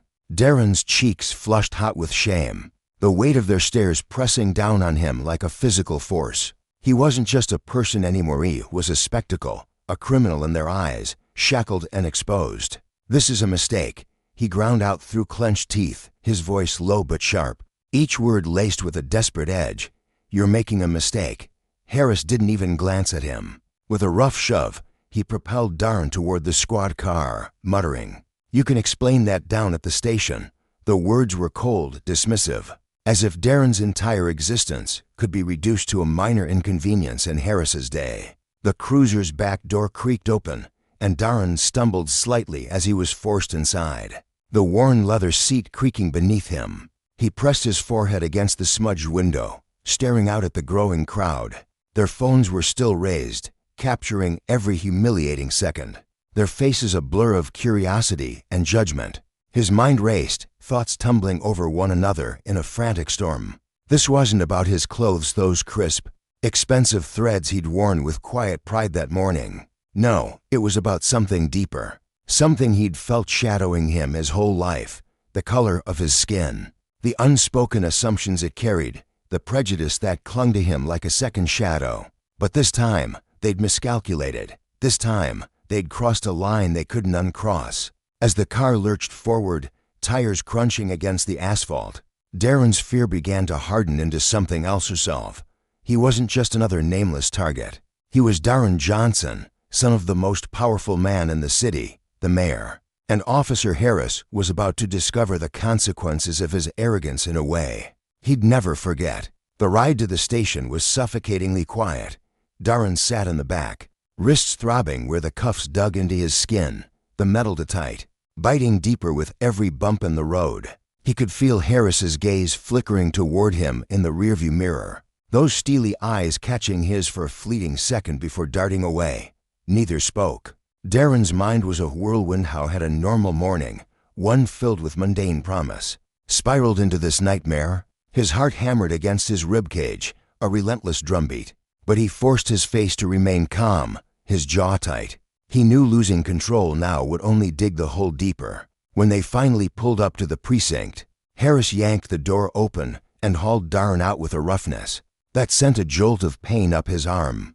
The station loomed ahead, a squat brick building buzzing with chaotic energophones ringing, officers barking orders, papers rustling as they shuffled across desks. Inside, the atmosphere shifted the moment they stepped through the door. Heads turned, eyes narrowing as they took in the scene. Harris, rigid and self-assured, dragging a handcuffed young man behind him. Darren felt the weight of their scrutiny, a mix of curiosity and unease rippling through the room. Some officers recognized him instantly.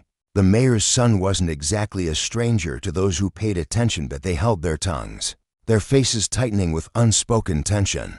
Others exchanged quick, puzzled glances, sensing something off but unsure what. "Take a seat," Harris snapped, shoving Darren toward a hard wooden bench near the booking area. Darren sat, the cuffs clinking as he adjusted his hands and scanned the room.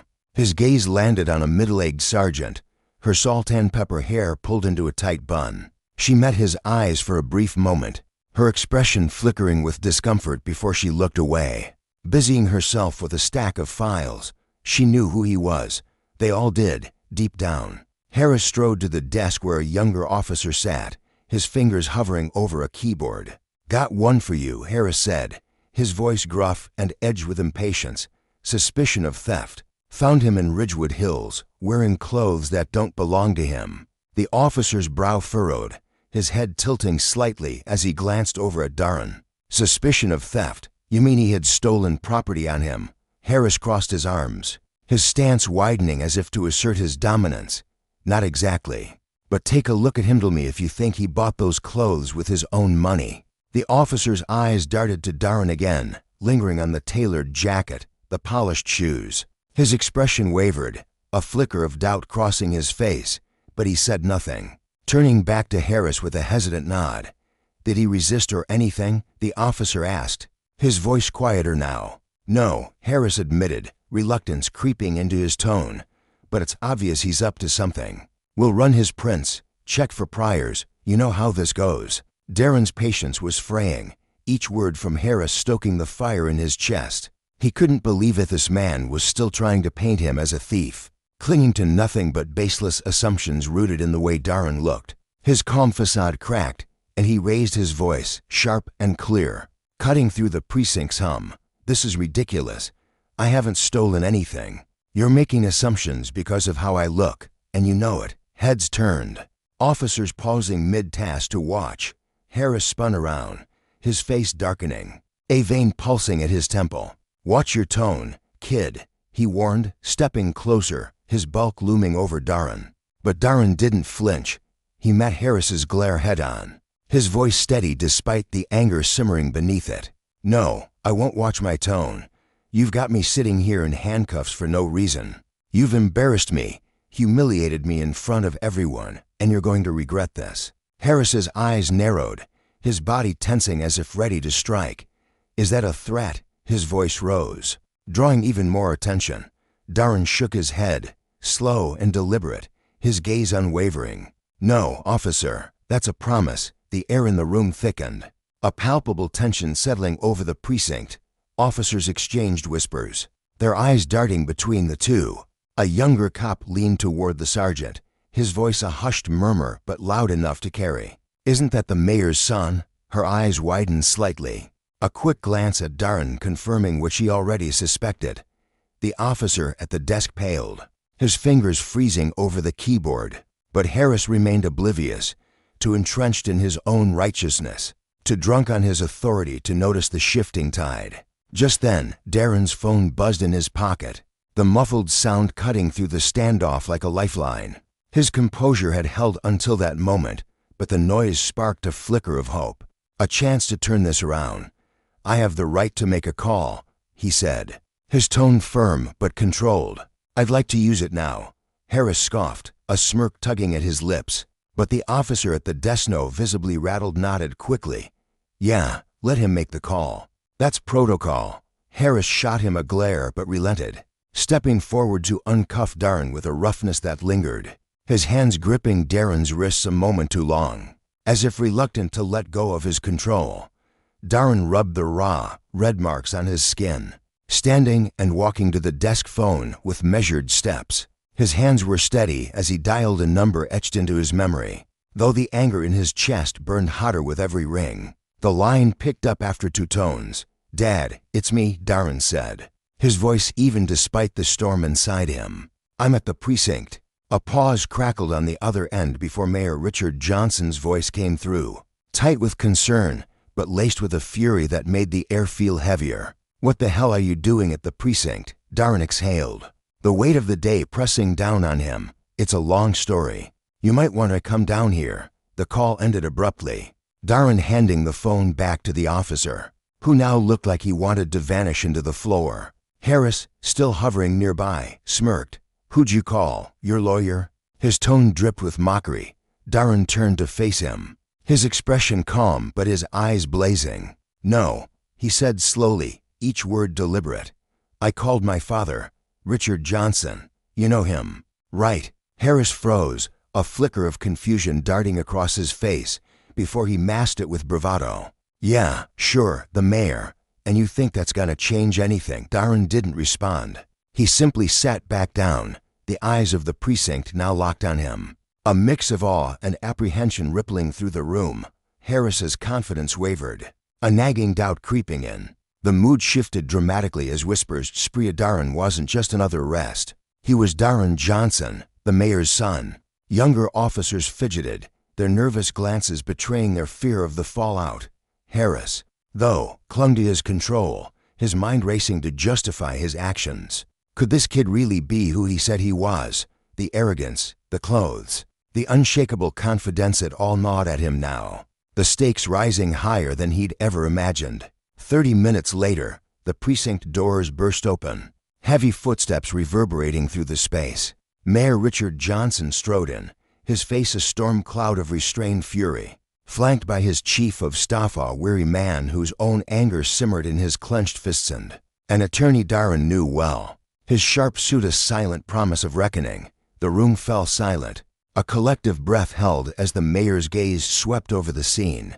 It landed on Darren first, a fleeting softness breaking through the rage when he saw his son unharmed.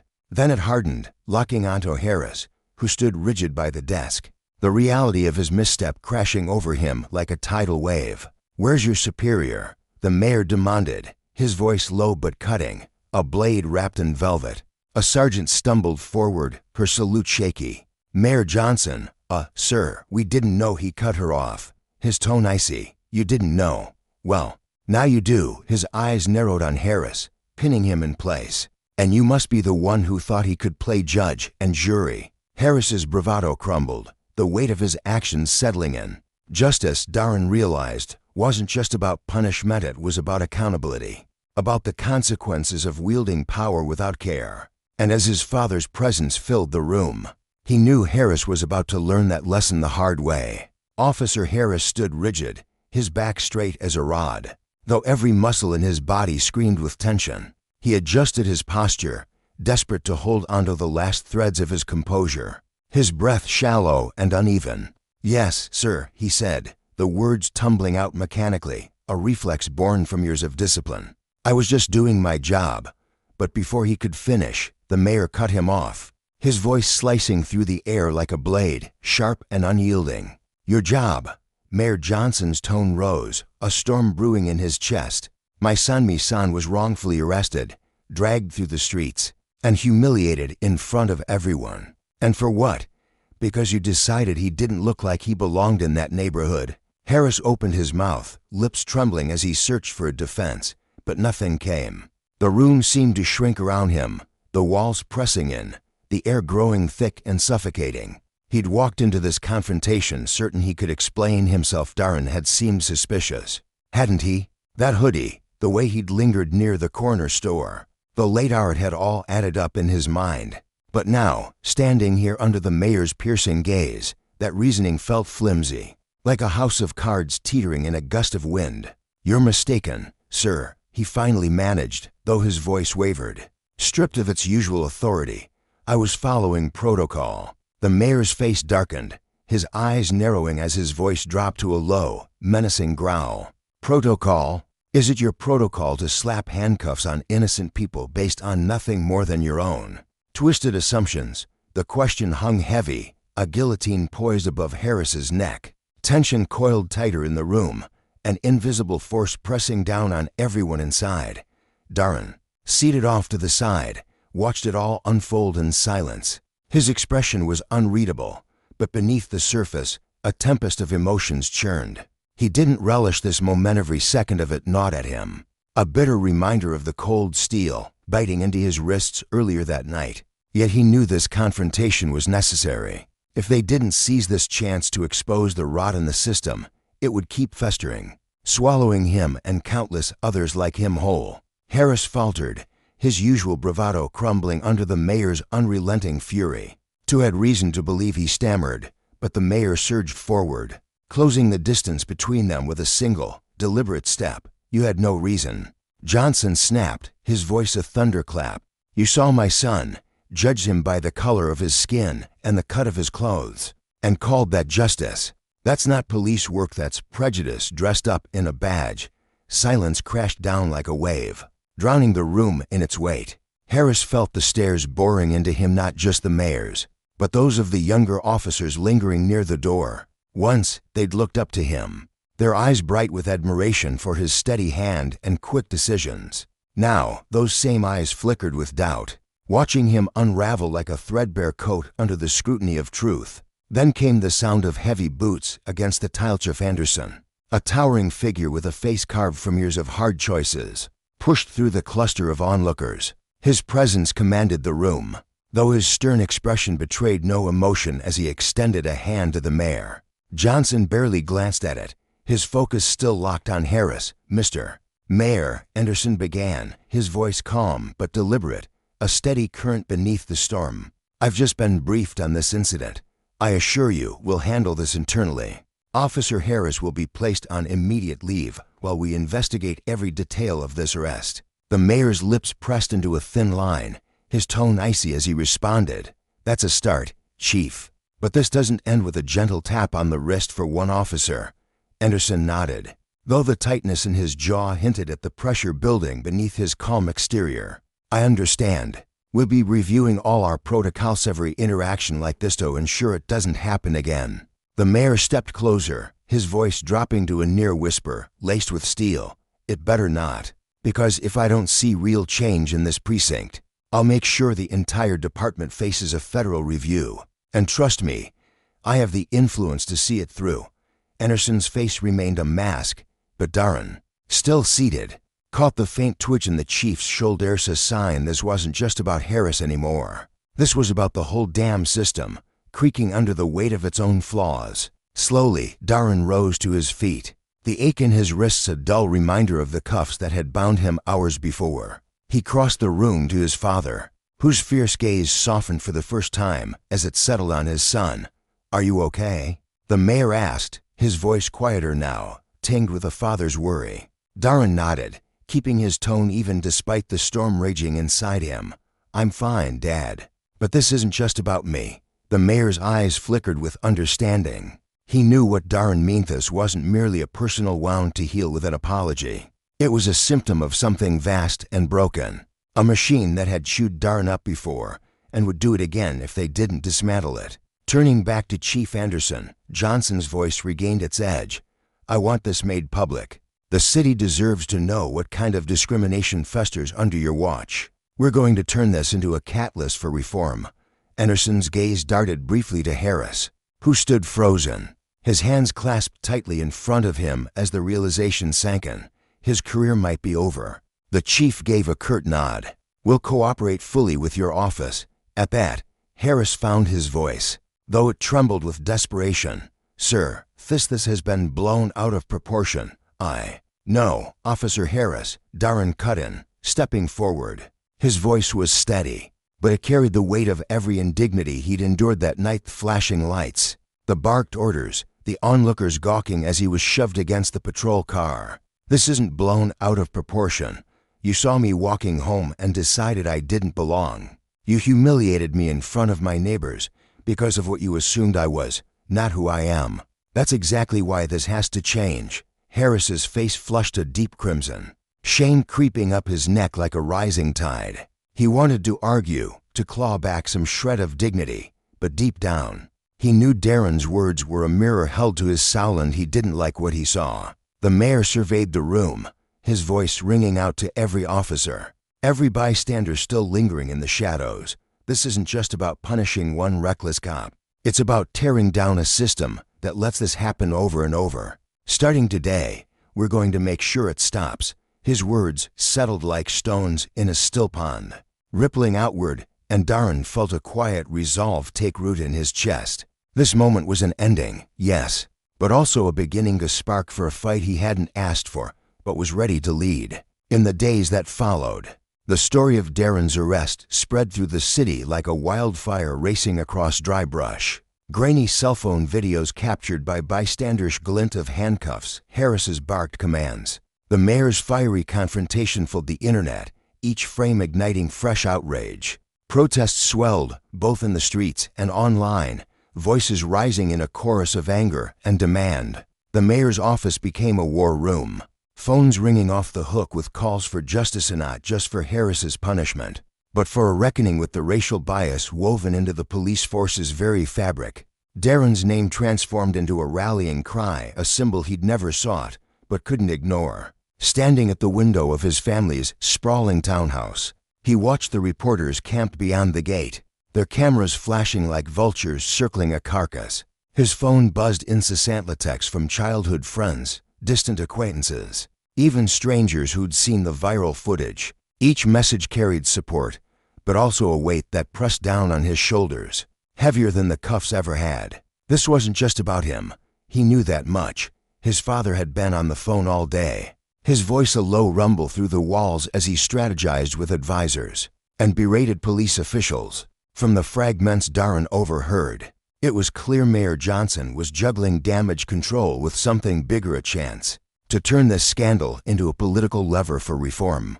But Darren wasn't convinced that was enough. His mother, Angela, had been the true firebrand of the family, a tireless activist who'd fought for equality, long before his father ever stepped into the mayor's office. She died years ago, but her spirit lingered in Darren like a quiet ember, her calm strength, her refusal to compromise when lives were at stake. He'd inherited that resilience, though he'd never felt her burning need to speak out. Not until now. The memory of being pinned against that patrol car, the officer's hands rough and unyielding, had lit a fuse inside him he couldn't extinguish. Dar, his father's voice broke through his reverie, pulling him back to the present. Darren turned from the window to see Mayor Johnson in the doorway, phone still clutched in his hand. Exhaustion etched into the lines of his face. He stepped inside, shutting the door with a soft click that felt final. "We need to talk about the press conference tomorrow," the mayor said, sinking onto the edge of the couch. "It's going to be big, son. People are watching now. We can use this to push for real change, but we've got to be smart about it." Darren frowned, easing into the chair across from him. "Smart about it? What does that mean?" His father leaned forward, elbows on his knees, his sigh heavy with the weight of years in politics. "We need to stay focused.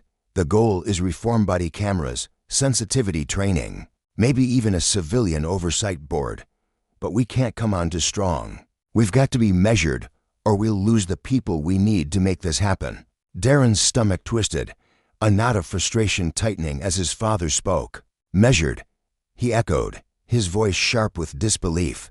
"Dad, I was humiliated, arrested for nothing, because Harris took one look at me and decided I didn't belong. This isn't about cameras or training, it's about a system that's rotten to the core." The mayor rubbed his temples, his shoulders slumping slightly. "I know that, Darren.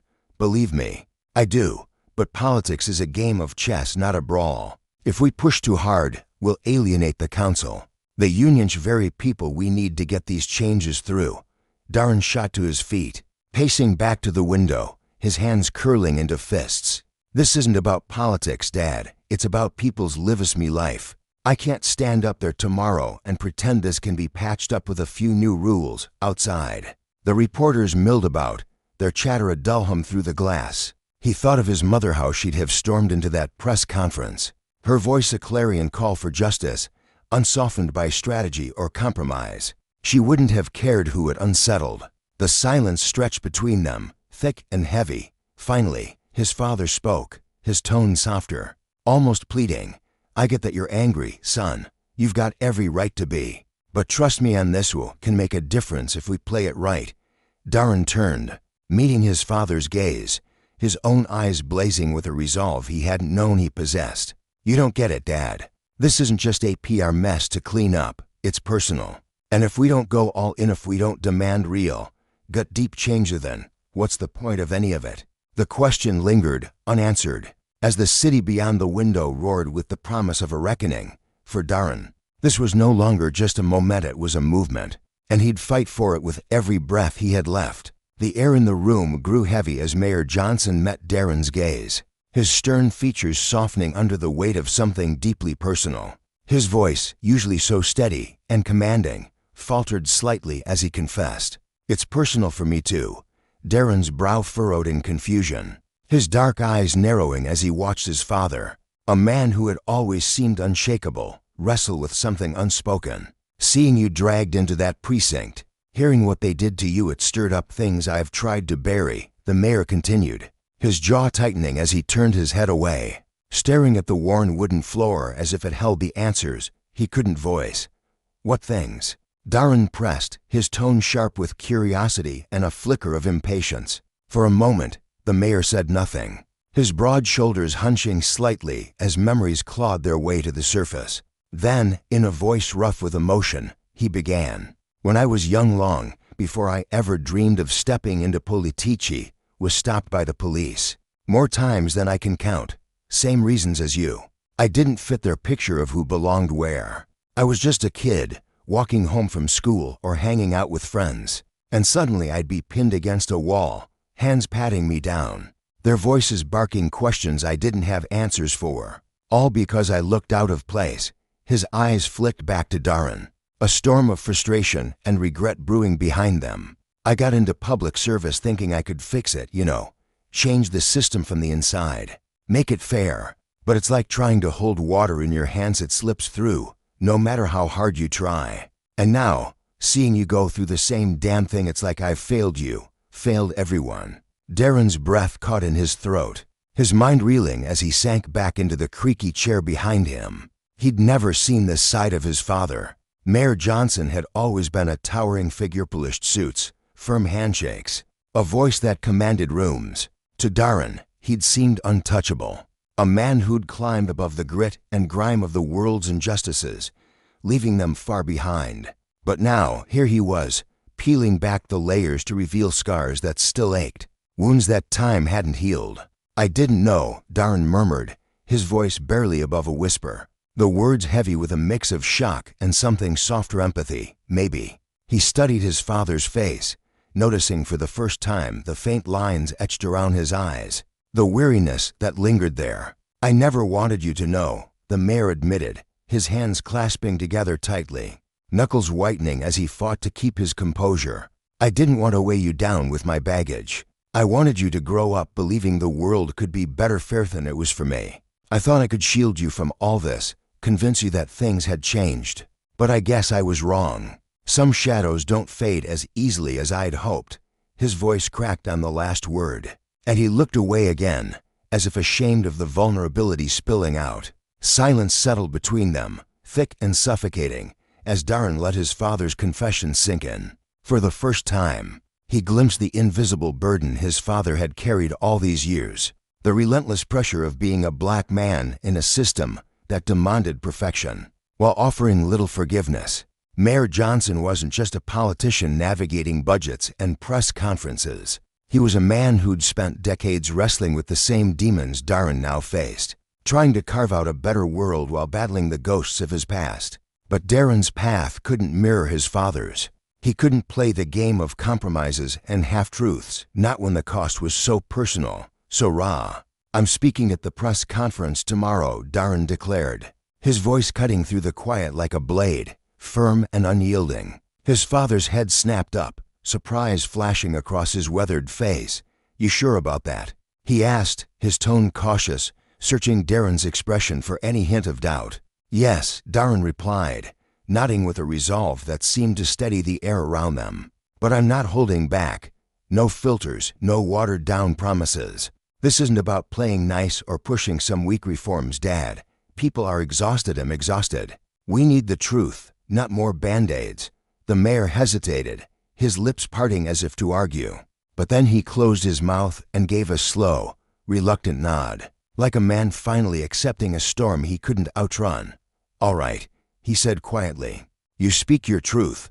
Just know it's going to be a war out there, and it won't be clean or easy." "I'm ready," Darren shot back, his voice steady as steel, his eyes blazing with a fire his father hadn't seen before. "I have to be." They sat there for a while longer, the ticking of an old clock on the wall the only sound breaking the stillness. Each was lost in his own whirlwind of thoughts, Darren imagining the words he'd unleash tomorrow, his father grappling with the realization that his son was stepping into a fight he'd spent his life trying to temper. Tomorrow wasn't just a press conference, it was a reckoning, not only for Darren, but for the city teetering on the edge of upheaval. This time, Darren wouldn't let the system slink away with a polite apology or a meaningless gesture. He was ready to tear it open, expose its rotting core, and demand something real. The next day, the heart of the city pulsed with tension as the press conference unfolded in front of City Hall. The sun beat down on a swelling crowd,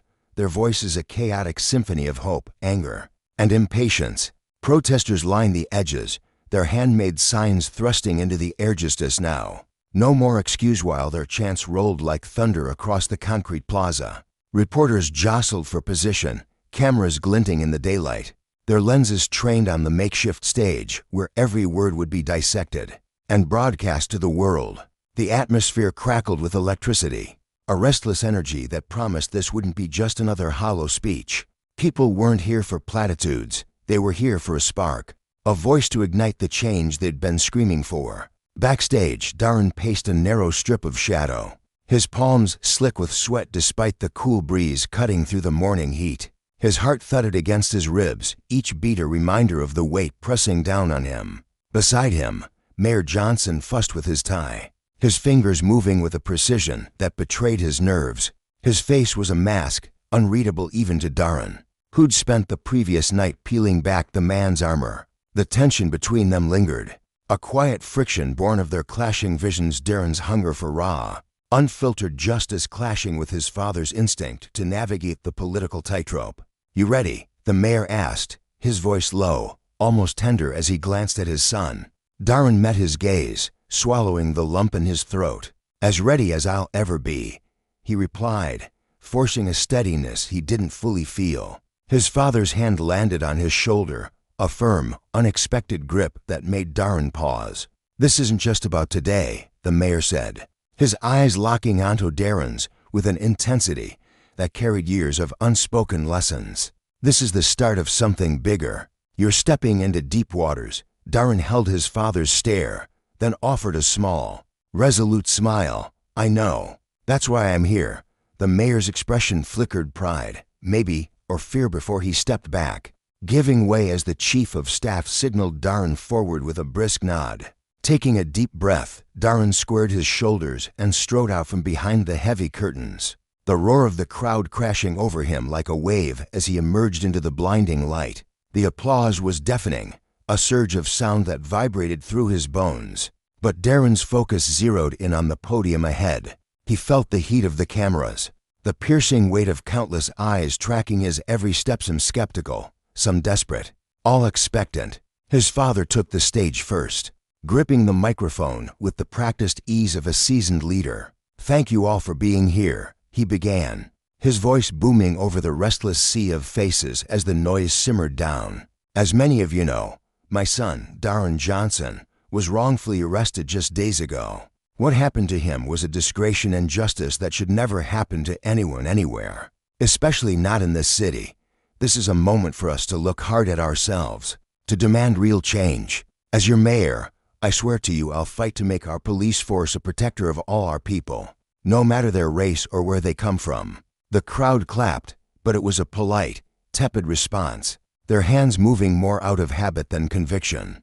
Darren could feel that they weren't here for promises they'd heard 1,000 times before. They wanted fire, not soothing words. His father glanced at him, a fleeting look that carried both encouragement and caution, then stepped aside. "But this isn't my moment," he said, gesturing toward Darren. "My son has something he needs to say." The crowd erupted again, a tidal wave of cheers and shouts as Darren stepped forward, his pulse racing, but his face a mask of calm resolve. He paused at the podium, letting the noise crest and fall, his eyes sweeping over the sprawling mosaic of faces, angry mothers clutching photos of lost sons, young activists with clenched fists, older folks with weary hope in their eyes. He'd never been one for speeches, never craved the spotlight. But this wasn't about polish or performance.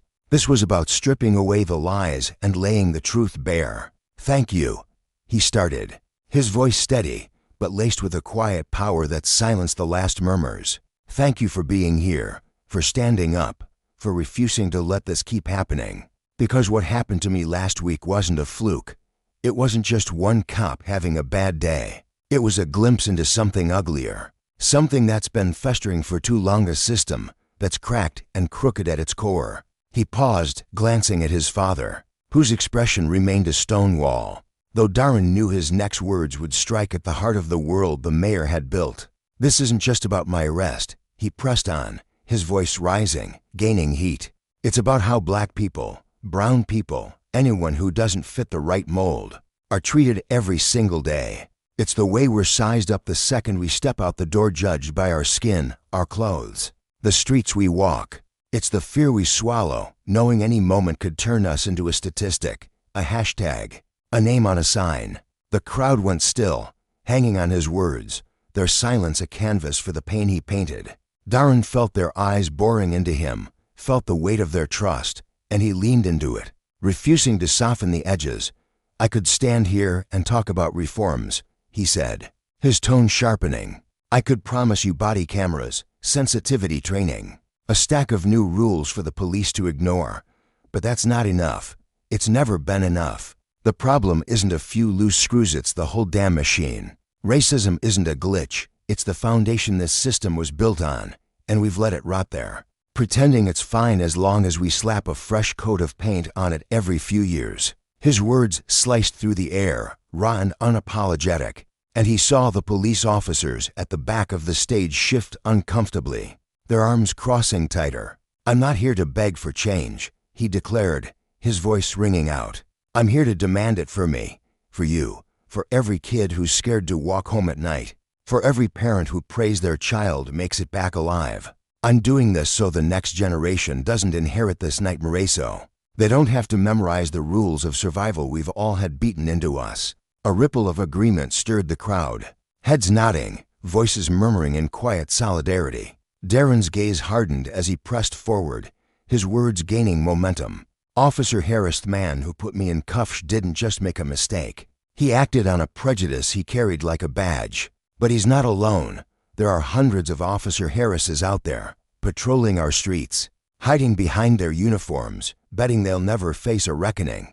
Well, that ends now. We can't keep shrugging and saying it's just a few bad apples when the whole orchard's poisoned. The system's rotten from the roots up, and it's time we rip it out and start over." The crowd roared, a swell of sound that shook the ground beneath him, their anger transforming into something brighter: hope, defiance, a shared hunger for what could be. "We will rebuild it," Darren shouted over the cheers, his voice soaring.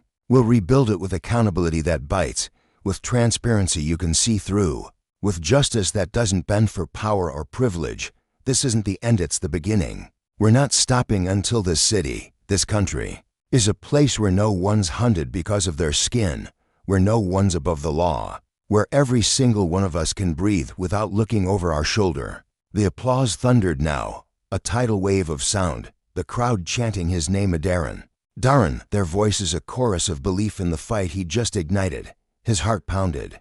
But a strange calm settled over him, a quiet certainty that this wasn't just his burden anymore. It belonged to all of them, every soul who'd waited too long for someone to speak the words they'd carried in their bones. Behind him, his father stepped forward, his hand landing on Darren's shoulder again at the stiff, rehearsed touch of a politician, but something heavier, realer. Darren turned slightly, catching the glint of something in the mayor's eyes. Pride, yes, but also a flicker of unease, a silent acknowledgement that the fight Darren had started would ripple far beyond this stage, beyond either of their control. The lesson hung unspoken in the air. Justice wasn't a gift handed down by those in power. It was a fire that had to be stoked, a battle won through blood and grit. And when power was abused, when it turned a blind eye to suffering, the consequences would echo, loud and unshakable, until the world had no choice but to listen. The air buzzed with energy as the crowd roared, their voices rising like a tidal wave crashing against the shore. Darren stood at the podium, his heart pounding in his chest, each beat echoing the weight of the moment. The bright lights overhead cast long shadows behind him, but all he could focus on was the sea of faithful, determined, united.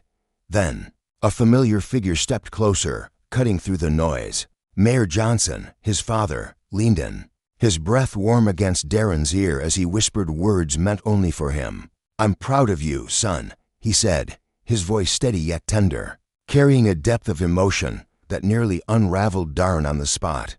Darren swallowed hard, his throat tightening as if squeezed by an invisible hand. "Thanks, Dad," he managed, his voice barely above a whisper, thick with gratitude and something deeper, relief, perhaps, or the quiet realization that their bond could withstand their differences. The crowd's cheers swelled again, a thunderous affirmation of the change they were forging together. But Darren stepped back from the podium, his mind already shifting. This wasn't the end, it was the beginning. For the first time, he felt a fire in his bones, a readiness to face the daunting road ahead, not alone, but shoulder to shoulder with those who believed as he did. They weren't just shouting for justice, they were sculpting it with their own hands. Meanwhile, across town, the night unfolded in a starkly different rhythm. Derek Mitchell strolled along tree-lined street, his hands buried deep in the pockets of his dark jeans, the fabric cool against his skin. The upscale neighborhood stretched out before him, its manicured lawns and towering homes glowing softly under the golden streetlights. A crisp fall breeze swept through, rustling the leaves of ancient oak trees and carrying the earthy scent of rain-soaked soil.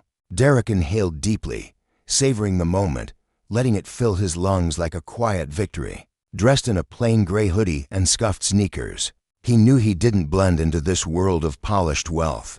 His reflection in a passing window, a tall black man with a guarded expression, stood in sharp contrast to the pristine surroundings, but appearances didn't faze him. He owned 3 buildings on this very block, each one a testament to years of grit and sacrifice. Tonight, he wasn't here to impress anyone. He just wanted to walk his territory, to feel the solid ground beneath his feet and breathe in the success he'd fought so hard to claim.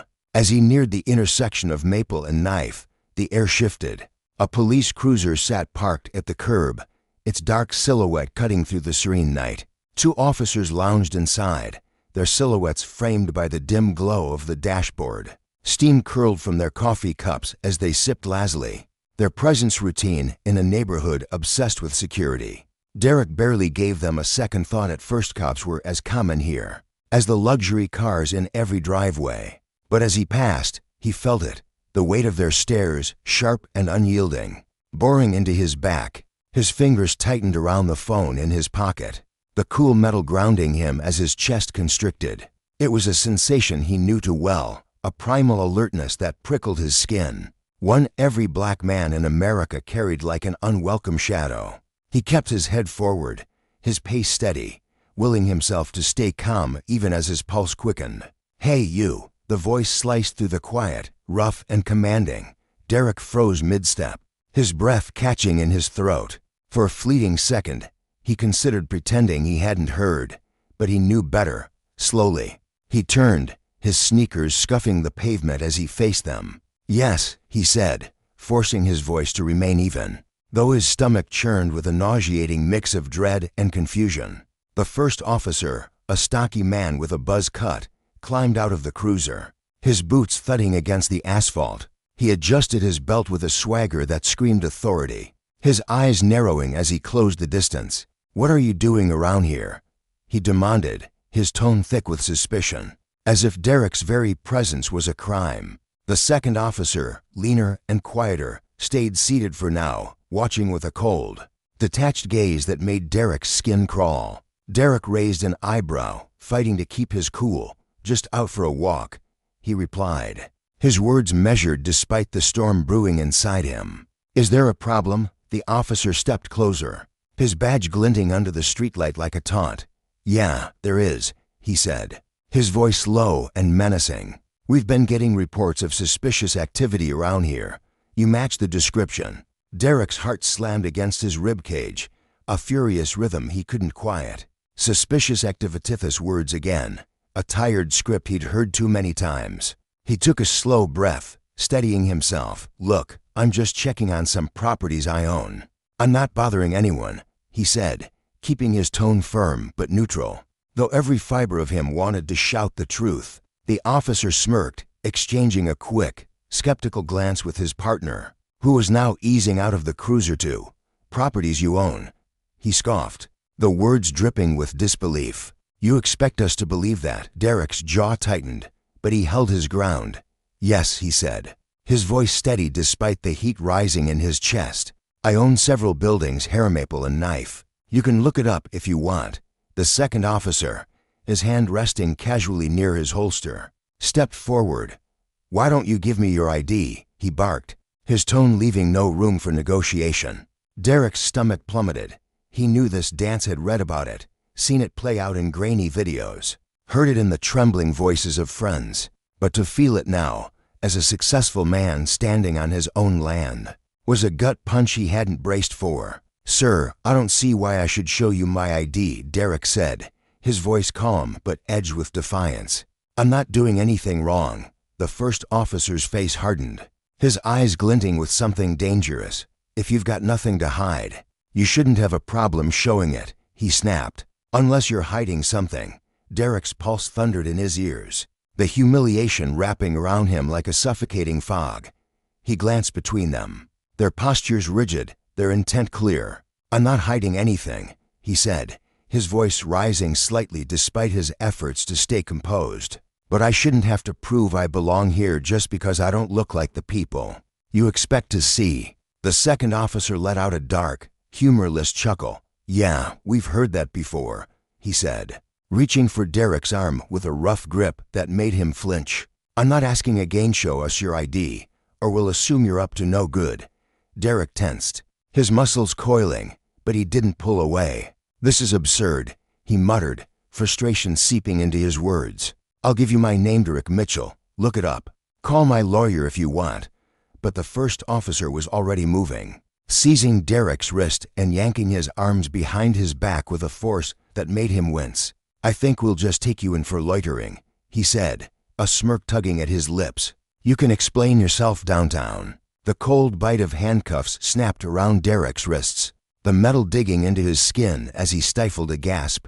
"This is a mistake," he protested, his voice trembling with a mix of anger and disbelief. He glanced around, catching the faint glow of faces peering from behind Curtain's neighbors. Silent witnesses who did nothing. No one stepped out, no one spoke up. "You should have cooperated," the second officer said, shoving him toward the cruiser with a force that made Derek stumble. He caught himself, his pride battered but intact, and let them push him into the back seat. The door slammed shut with a hollow thud, sealing him in with his racing thoughts. Inside the car, Derek's hands throbbed where the cuffs bit into his flesh, his mind spun. A whirlwind of fury and helplessness. He'd faced challenges before, long nights, cutthroat deals, the slow grind of building an empire, but this was personal. This wasn't about his achievements or his wealth. It was about the color of his skin, the hoodie he wore, the assumptions they'd pinned on him without a second thought. He closed his eyes, willing the tide of rage and shame to recede, but it clung to him, heavy and unrelenting. They didn't care that he owned half the block. To them, he was just another figure to suspect, another name to process. And the worst part, none of it shocked him. It was a story as old as the streets he walked, a bitter reminder of the world he still lived in. The radio crackled to life, cutting through the silence. "All units. Report of a break-in at Elm and Fifth." The first officer glanced back at Derek, his sneer sharp. "Guess you're lucky we've got real criminals to deal with tonight," he said, slamming the door harder than necessary. The engine roared as they peeled away from the curb, the tires humming against the pavement. Derek stared out the window, his breath shallow, the neighborhood blurring past in a haze of lights and shadows. This wasn't just about proving his innocence tonight, it was about clawing back his dignity from a system that refused to see him. The ride to the precinct stretched on, each minute an eternity, the cuffs rubbing his wrists raw, his spirit bruised but unbowed. When they arrived, the cruiser lurched to a stop in the station's back lot, the gravel crunching under the tires. Officer O'Malley, his name tag finally visibly yanked Derek from the back seat without a word, his grip bruising. Derek stumbled, the sudden jolt throwing off his balance, but he straightened quickly, fixing O'Malley with a glare he couldn't suppress. Officer Reed, the quieter one, stood nearby, arms crossed, his face a mask of indifference. They marched him inside, the precinct's fluorescent lights buzzing overhead, casting a harsh, unforgiving glow over the chipped linoleum floors. Eyes followed him, other officers, staff, some curious, some berate as they led him down a narrow hallway to the booking area. O'Malley shoved him toward a counter, the edge digging into Derek's hip. "Sit down," he barked. Derek sank into the plastic chair, its cold surface seeping through his jeans, grounding him in the surreal moment. Behind the counter, a weary-looking officer glanced up, his glasses slipping down his nose. "What's the charge?" he asked, his voice flat, barely interested. "Loitering," O'Malley replied, tossing Derek's wallet onto the counter with a careless flick. "Suspicious behavior." The desk officer frowned, finally looking at Derek, really looking at him. His gaze lingered, then shifted back to O'Malley. "Suspicious behavior where?" he pressed. "Maple and Knife," O'Malley said dismissively. "Guy claims he owns property there. You believe that?" The desk officer's frown deepened.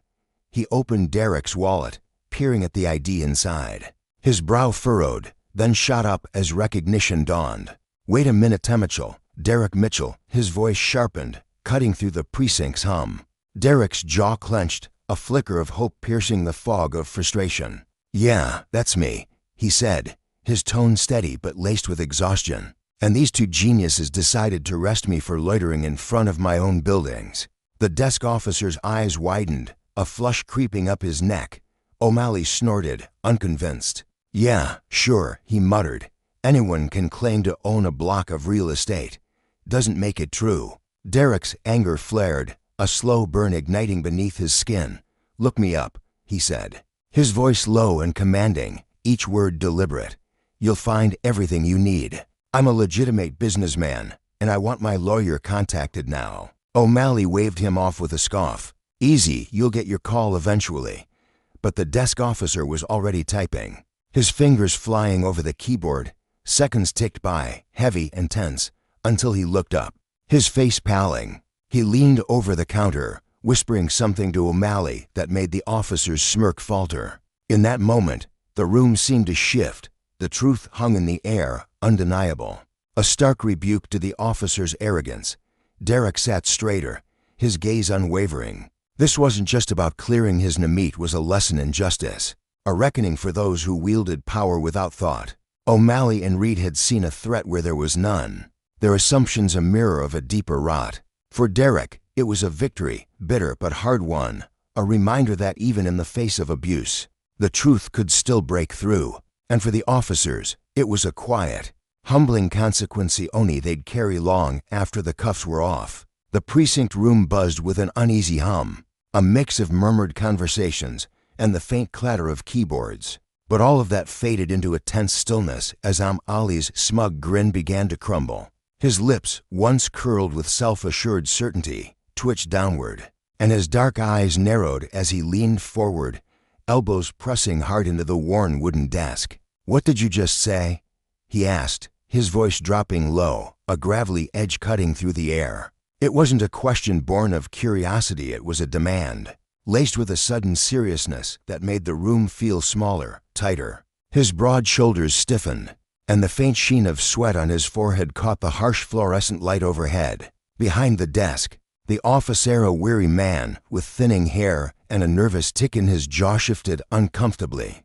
In his creaky chair, his fingers hovered over a stack of papers, trembling slightly as his gaze darted between O'Malley and the man standing beside him, Reed. Clearing his throat with a dry, rasping sound, he forced the words out. "He's telling the truth," he said, his voice cracking just enough to betray his unease. "Mitchell owns several properties on Maple and Knife. I checked the records myself, as listed as the primary owner for at least 3 commercial buildings and 2 residential complexes." The officer's eyes flicked to the computer screen, as if hoping the glowing text might shield him from the growing storm in the room. Reed, who had been a silent shadow until that moment, shifted his weight from one foot to the other. His lean frame seemed to shrink under the weight of the revelation, and his hands, stuffed deep into the pockets of his uniform, clenched into fists. He turned his head slowly, his hazel eyes locking onto Derek Mitchell with a flicker of doubt, maybe even dread. "Is that true?" he asked, his voice barely above a whisper, fragile and hesitant, as though he were pleading for some clerical error to erase the mess unfolding before them. The question hung there, fragile and raw, a quiet hope that Derek might somehow undo the unraveling truth. Derek stood tall, despite the metal cuffs biting into his wrists, his broad chest rising and falling with slow, deliberate breaths. His dark eyes met Reed's without flinching, steady and unyielding. "Yes, it's true," he said, his tone flat but sharp, like a blade honed by years of frustration. "I own those buildings, and you arrested me without cause. I told you that from the start, but you didn't care." His words landed like stones, each one heavy with the weight of a truth too long ignored. His jaw tightened, a muscle twitching beneath his skin, and his gaze shifted to O'Malley, who stood just a few feet away, his face now flushed a deep crimson, a volatile mix of anger, shame, and wounded pride. O'Malley's nostrils flared as he shot a withering glare at the desk officer, his thick fingers curling into fists at his sides. It was as if he could pin this entire disaster on the trembling man behind the counter, as if the officer's diligence had somehow betrayed him. Well, he muttered, his voice thick with defensiveness, we still had probable cause. You were acting suspiciously.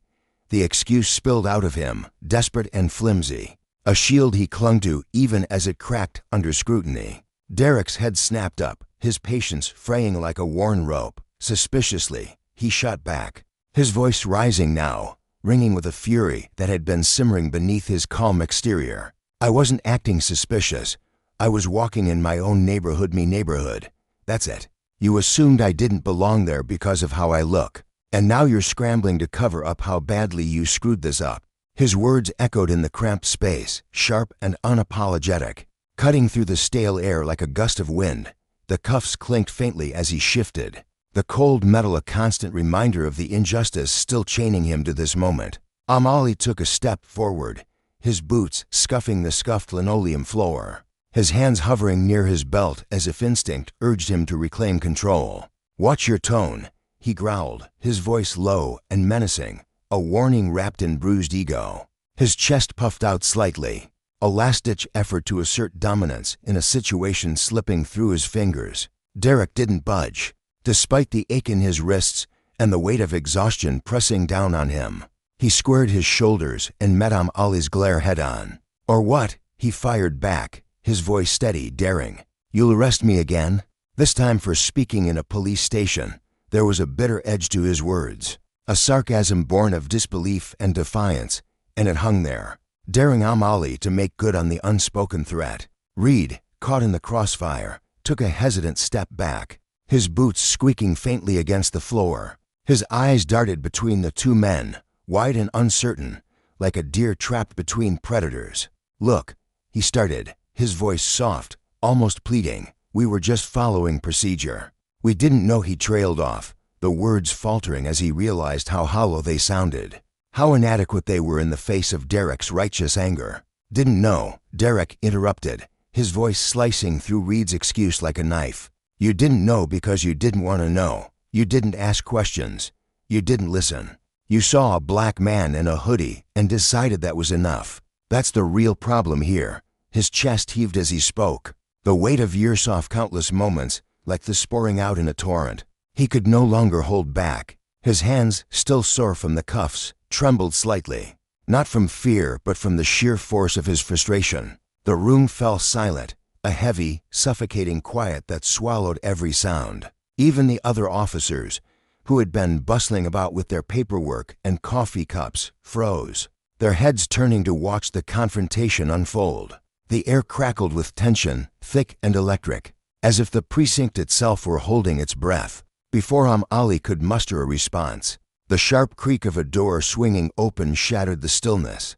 A woman strode into the room, her navy suit crisp and tailored, her heels striking the tiled floor with a rhythmic, commanding click-click-click. Her presence was a force, her face a mask of barely contained fury, her dark eyes blazing as they swept over the scene. Mr. Mitchell, she asked, her voice cutting through the tension like a shard of glass, precise and unyielding. Derek exhaled, a rush of relief flooding through him, easing the tightness in his chest. Glad you're here, Carol, he said, his voice softening for the first time, though the anger still simmered beneath it. Carol Stevens, his lawyer, stepped up to the counter with the confidence of someone who had walked into 100 battles and emerged victorious from every one. Her sharp gaze narrowed as she took in the officers, her lips pressing into a thin line. Get these cuffs off my client. Now, she ordered, her tone leaving no room for negotiation. Ali hesitated, his pride warring with the reality of the situation. His fingers lingered near the keys on his belt, his jaw clenching so tight it looked like it might crack. But after a beat, he relented, stepping forward with a sharp, resentful click as he unlocked the cuffs. Derek pulled his hands free, rubbing his wrists where the metal had left angry red marks, a physical echo of the humiliation still burning in his gut. He was free, but the sting of the encounter lingered, sharp and persistent. Carol turned to him, her expression softening just enough to reveal the warmth beneath her steel exterior. Are you all right? She asked, her voice quieter now, a thread of genuine concern weaving through it. Derek nodded, though his shoulders sagged slightly, under the weight of what had happened. "I will be," he said, his voice low, "but this isn't over." The words were a promise, a vow to himself as much as to her, fueled by the lingering ache of being judged, restrained, and dismissed in a place he'd worked so hard to call his own. Carol's eyes flicked back to the officers, her fury reigniting like a flame catching dry tinder. "Oh, I know it's not," she said, her tone icy and resolute. She turned on her heel, already mentally drafting the formal complaint she'd file before the sun rose. Behind her, Derek locked eyes with Ali one last time. The officer's face had gone pale, the bravado drained away, leaving only the dawning realization of the consequences barreling toward him. He looked away, unable to hold Derek's gaze, his hands fidgeting nervously at his sides. The precinct air grew thicker, heavier, as Carol spun back to face the officers, her presence dominating the room. Derek had seen her in court before, relentless, precise, a force of nature tearing through opposing arguments with surgical precision. But this was different. This wasn't just a case to her, it was personal. She wasn't here merely to defend him, she was here to dismantle the arrogance, the prejudice, the systemic failures that had dragged him into this precinct in the first place. "I want the arresting officers' names," she demanded, her voice cold and cutting, a blade of ice slicing through the tension, both of them. Ali opened his mouth, but Reed, sensing the gravity of the moment, spoke first. "Officer Reed," he said, his voice low, almost a mumble, "and this is Officer Ali." There was a faint tremor in his words, a flicker of regret that softened his usual clipped tone. But Carol didn't care about remorse. She wasn't in the mood for apologies. "Right," she said, flipping open a leather-bound notebook and scribbling their names with quick, furious strokes. "And I want their badge numbers too. We'll be filing formal complaints with the department and launching a lawsuit for wrongful arrest, racial profiling, and violation of Mr. Mitchell's civil rights." Ali shifted, the flush creeping back into his face, his broad frame shrinking slightly under her gaze. "Look," he stammered, "we didn't know who he was. We were just doing our jobs." The words tumbled out, weak and unconvincing, a flimsy defense against the storm bearing down on him. Carol's head snapped up, her eyes blazing. "Your job," she snapped, her voice rising with controlled fury, "is to uphold the law fairly, not to make assumptions based on race. Do you have any idea how many laws you violated tonight? You didn't have probable cause. You didn't even question him properly before deciding he was a suspect. You saw a black man walking through a wealthy neighborhood and decided he didn't belong. That's not doing your job, Officer Elithit's discrimination." Her words were a whip, lashing out with precision, each one striking at the core of his excuses. Ali's jaw tightened, his teeth grinding audibly, but he didn't argue. Deep down, he knew she was right. There was no justification he could muster that wouldn't crumble under her scrutiny. Reed, meanwhile, shifted again, his eyes dropping to the floor before lifting to meet Derek's. There was something there, a guilt, maybe, or the faint stirrings of shame. He looked like a man who'd just realized he'd been complicit in something he couldn't fully defend. Derek watched it all unfold, a strange mix of satisfaction and bone-deep exhaustion settling over him. He wasn't the type to revel in someone else's downfall, but he couldn't deny the quiet vindication swelling in his chest. For once, the system wasn't brushing him aside, it was being forced to reckon with itself. Yet even as Carol stood there, a warrior in a navy suit fighting his battle, the sting of the cuffs lingered. His wrists throbbed, a dull ache that reminded him of how quickly power could be wielded against him, how easily this could happen again. Carol turned back to him, her voice softening once more. "We'll get out of here soon," she said. "I've made some calls, but we're not leaving quietly." Derek nodded, grateful for her ferocity, but his mind drifted elsewhere. He thought of his father, a man who'd spent his life clawing his way out of poverty, breaking his back to build a future where Derek wouldn't have to face this kind of indignity. A future where a man like him, with his dark skin and quiet pride, could walk through his own neighborhood without being seen as a threat. And yet here he was, in 2025, standing in a precinct, the echoes of his father's struggles ringing in his ears. Carol's phone buzzed, and she glanced at the screen, a faint smirk tugging at her lips. "That was the precinct chief," she said, her voice clipped with satisfaction. "He's on his way. Wants to resolve this as quickly as possible." Amali stiffened at that, his face draining of color again as the weight of her words sank in. "We didn't mean for things to go this far," he muttered, his eyes fixed on the floor, avoiding Derek entirely. "It's just we've had a lot of break-ins recently. We were on edge." Derek stared at him, his expression hardening. "You were on edge," he repeated, his voice low and laced with disbelief. "I've been black my whole life. You think I don't live on edge every single day?" The words hung there heavy and unanswerable, a truth so raw it seemed to suck the air from the room. Reed fidgeted, his hands twisting together as he stepped forward, his eyes meeting Derek's with a flicker of something genuine remorse, perhaps, or the first stirrings of understanding. I didn't think," he admitted, his voice tight. "We should have listened to you." "Yeah," Derek said, his tone clipped, his patience long gone. "You should have." The tension shattered as heavy footsteps echoed through the room. The back office door swung open with a groan, and a tall man in a crisp suit strode in, his presence commanding despite the controlled panic etched into his features. The precinct chief's tie slightly askew, his gray hair mussed as if he'd rushed straight from a late-night meeting, made a beeline for Carol, ignoring the officers entirely. "Miss Stevens, Mr. Mitchell," he began, his voice a careful blend of authority and contrition. "I'm here to personally apologize for the incident tonight. This is not how we conduct ourselves, and I want to make it clear that this department does not tolerate racial profiling." Carol crossed her arms, her posture rigid, unimpressed. "That's an interesting statement," she said dryly, "considering it's exactly what happened tonight." The chief winced, a fleeting crack in his polished demeanor, but he pressed on. "There will be an internal investigation, I assure you. The officers involved will face the appropriate disciplinary actions." "What disciplinary actions?" Carol asked, her eyebrow arching sharply.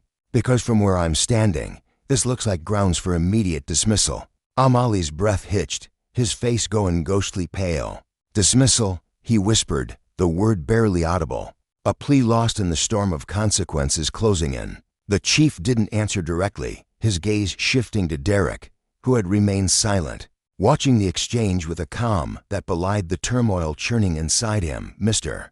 Mitchell," the chief said, his tone softer now, "I deeply regret what happened tonight. I know no amount of apologies can undo what you experienced, but I want to assure you that we take this very seriously." Derek met his eyes, his expression unreadable, a mask forged from years of navigating a world that too often saw him as less. "Do you?" he asked, his voice steady but cold, a quiet challenge woven into the words. "Because this isn't the first time something like this has happened." He let the statement linger, a stark reminder of the deeper lesson here. Justice wasn't just about righting a single wrong, it was about confronting the rod of power misused, the consequences of assumptions left unchecked. The chief's face tightened, but he had no response, and in that silence, the weight of accountability settled over the room like a shroud. The city skyline shimmered in the late afternoon light, a sprawling tapestry of glass and steel stretching out beyond the wide windows of Derek's office. He sat motionless, his gaze fixed on the television screen mounted on the wall, where a local news anchor's voice filled the room with crisp, measured tones. The anchor was dissecting the latest twist in a story that had spiraled far beyond Derek's own life, igniting a firestorm of attention he hadn't anticipated. Fierce news outlets had seized the narrative, replaying interviews with him over and over, their headlines growing bolder with each passing day. As the story spread, so did the outragey wildfire of emotion that swept through the streets below. Outside the precinct, crowds gathered, their voices rising in unison, demanding justice not just for Derek but for the countless others whose stories had never made it to the airwaves. These were the men and women who had faced the same racial profiling, the same heavy-handed assumptions, but without the shield of wealth, a lawyer, or a microphone to amplify their cries. Derek watched it all unfold, his chest tight with a mix of pride and exhaustion. His phone buzzed relentlessly on the desk beside him, a steady hum of notifications that refused to let up. Messages poured in, some from colleagues offering quiet encouragement, others from friends checking in with heartfelt concern, and even a flood of notes from strangers who had caught his story on the news and felt moved to reach out. His inbox overflowed with invitations, interview requests from glossy magazines, speaking engagements at prestigious events, and offers to partner on ventures that promised to capitalize on his newfound spotlight. In some ways, his platform had ballooned overnight, thrusting him into a realm of influence he'd never sought. But none of that glitter mattered to him. What kept him rooted, what kept his eyes locked on the screen, was the conversation his ordeal had sparked. A raw, urgent dialogue about justice that he'd longed to hear for years. He exhaled slowly, his breath fogging briefly against the cool glass of water in his hand. As the anchor shifted topics, Officer Amali, the man who had spearheaded Derek's arrest with a smug certainty, had been sacked from the police force. Officer Reed, Ollie's quieter counterpart, now faced suspension, his actions under a microscope as the department weighed further punishment. The news didn't jolt Derek the way it might have weeks ago. He leaned back in his chair, the leather creaking softly under his weight, and let the weight of it settle over him. Carol had predicted. Fisher's voice echoed in his mind, calm and assured, telling him the media frenzy would force the department's hand. And she'd been right. The precinct was in chaos, scrambling to patch up their tattered reputation with a show of accountability. Firing Ollie was their opening move, a sacrificial offering to appease the public's fury. But Derek wasn't naive. He rubbed a hand across his jaw, feeling the faint stubble there, and stared out at the city beyond. One officer's dismissal wouldn't dismantle the machinery of bias that churned beneath the surface. It wouldn't erase the knot of dread that tightened in his gut. Every time he walked out his door, a fear that clung to him like a shadow, unshaken by the wealth he'd amassed or the success he'd carved out. No amount of money could shield him from the reality of being a black man in America, where every interaction with authority carried the potential for ruin. The door to his office groaned on its hinges, pulling him from his thoughts. Carol stepped inside, her heels clicking sharply against the hardwood floor. A satisfied smile curved her lips, lighting up her face with a quiet triumph. She held up her phone, the screen glowing with a fresh update. "They just released the statement," she said, her voice steady but edged with excitement. "The department's owning up to artificially admitting wrongdoing.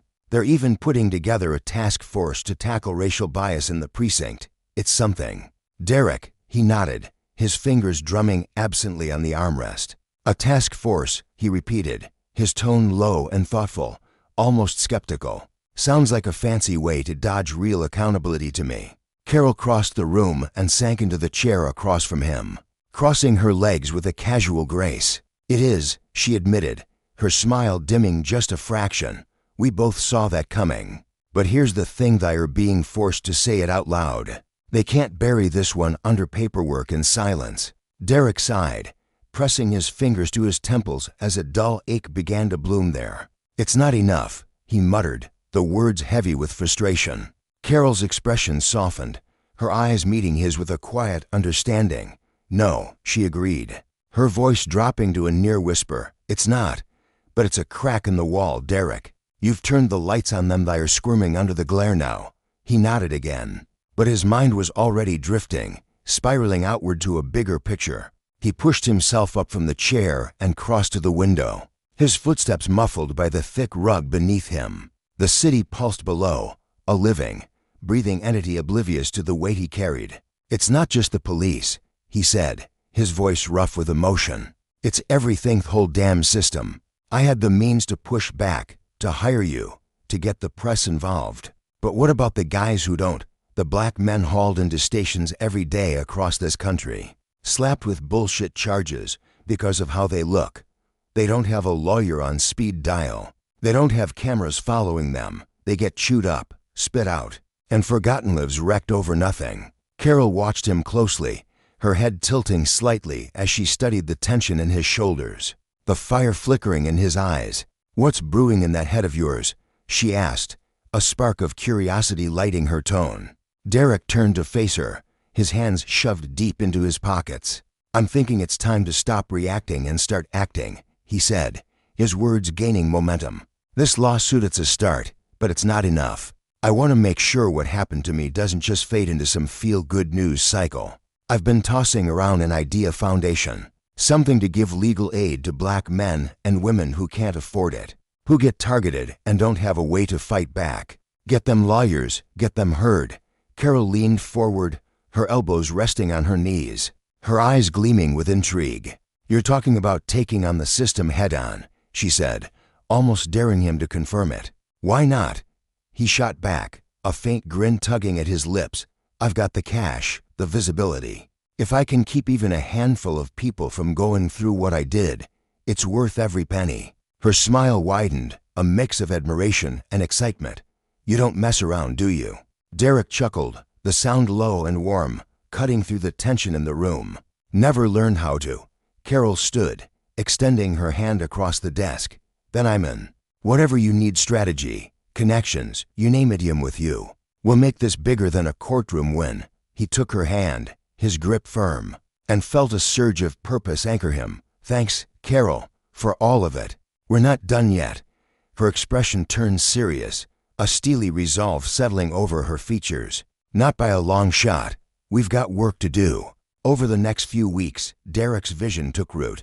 The foundation started small, a fledgling operation housed in a modest office with peeling paint and a handful of overworked volunteers. They took on a few local casemen and women who'd been stopped on flimsy pretenses, harassed by officers with itchy trigger fingers, or arrested on charges that wouldn't hold up under a decent lawyer's scrutiny. Word spread like ripples on water, and soon the trickle of support became a flood. Donations rolled in from unexpected corner small checks from community members, larger sums from sympathetic businesses, and the foundation grew, its reach stretching across the state. Derek threw himself into the work, spending long hours in meetings with lawmakers who squirmed under his questions, activists who matched his passion with their own, and community leaders whose weathered faces told stories of battles he was only beginning to understand. The media trailed him relentlessly, cameras flashing at every press conference. But this time the attention didn't feel like an intrusion, it felt like fuel. One crisp morning, as Derek navigated the bustling office of his newly minted foundation, his phone buzzed in his pocket. He fished it out, squinting at the screen. It was a text from Reed, the officer whose suspension still hung in limbo. "I've been thinking about what you said," it read. "Your righty wasn't better, but I want to be. I'm leaving the force, going to work with the community instead. Maybe I can fix some of what I broke." Derek stared at the words, his thumb hovering over the keypad. A storm of emotions churned inside him. Resentment still simmered, a bitter taste he couldn't quite swallow, and forgiveness felt like a bridge too far. Reed had stood by while Ollie tightened the cuffs, his silence as damning as the act itself. Yet beneath the anger, a flicker of something else stirred hope, maybe, or at least the recognition of effort. He typed a reply, keeping it short. "I hope you do." Slipping the phone back into his pocket, he glanced around the room.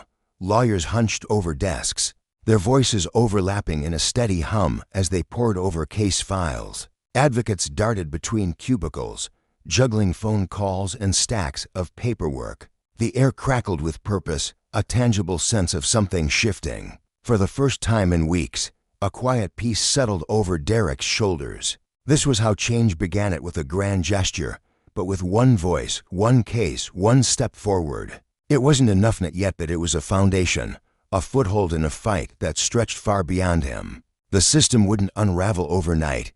Its roots ran deep, tangled in decades of neglect and abuse of power. Justice, he realized, wasn't a gift handed down, it was a garden cultivated through relentless effort. And the consequences of wielding authority without accountability would haunt those who refused to tend it. As he left the office that evening, stepping into the cool embrace of the night air, Derek paused to draw a deep breath. The city sprawled before him, imperfect and unyielding, but for the first time, he felt like a part of something greater, a movement that could outlast him. The battle wasn't over, and the scars wouldn't fade, but this, he thought, was enough to keep going. For now.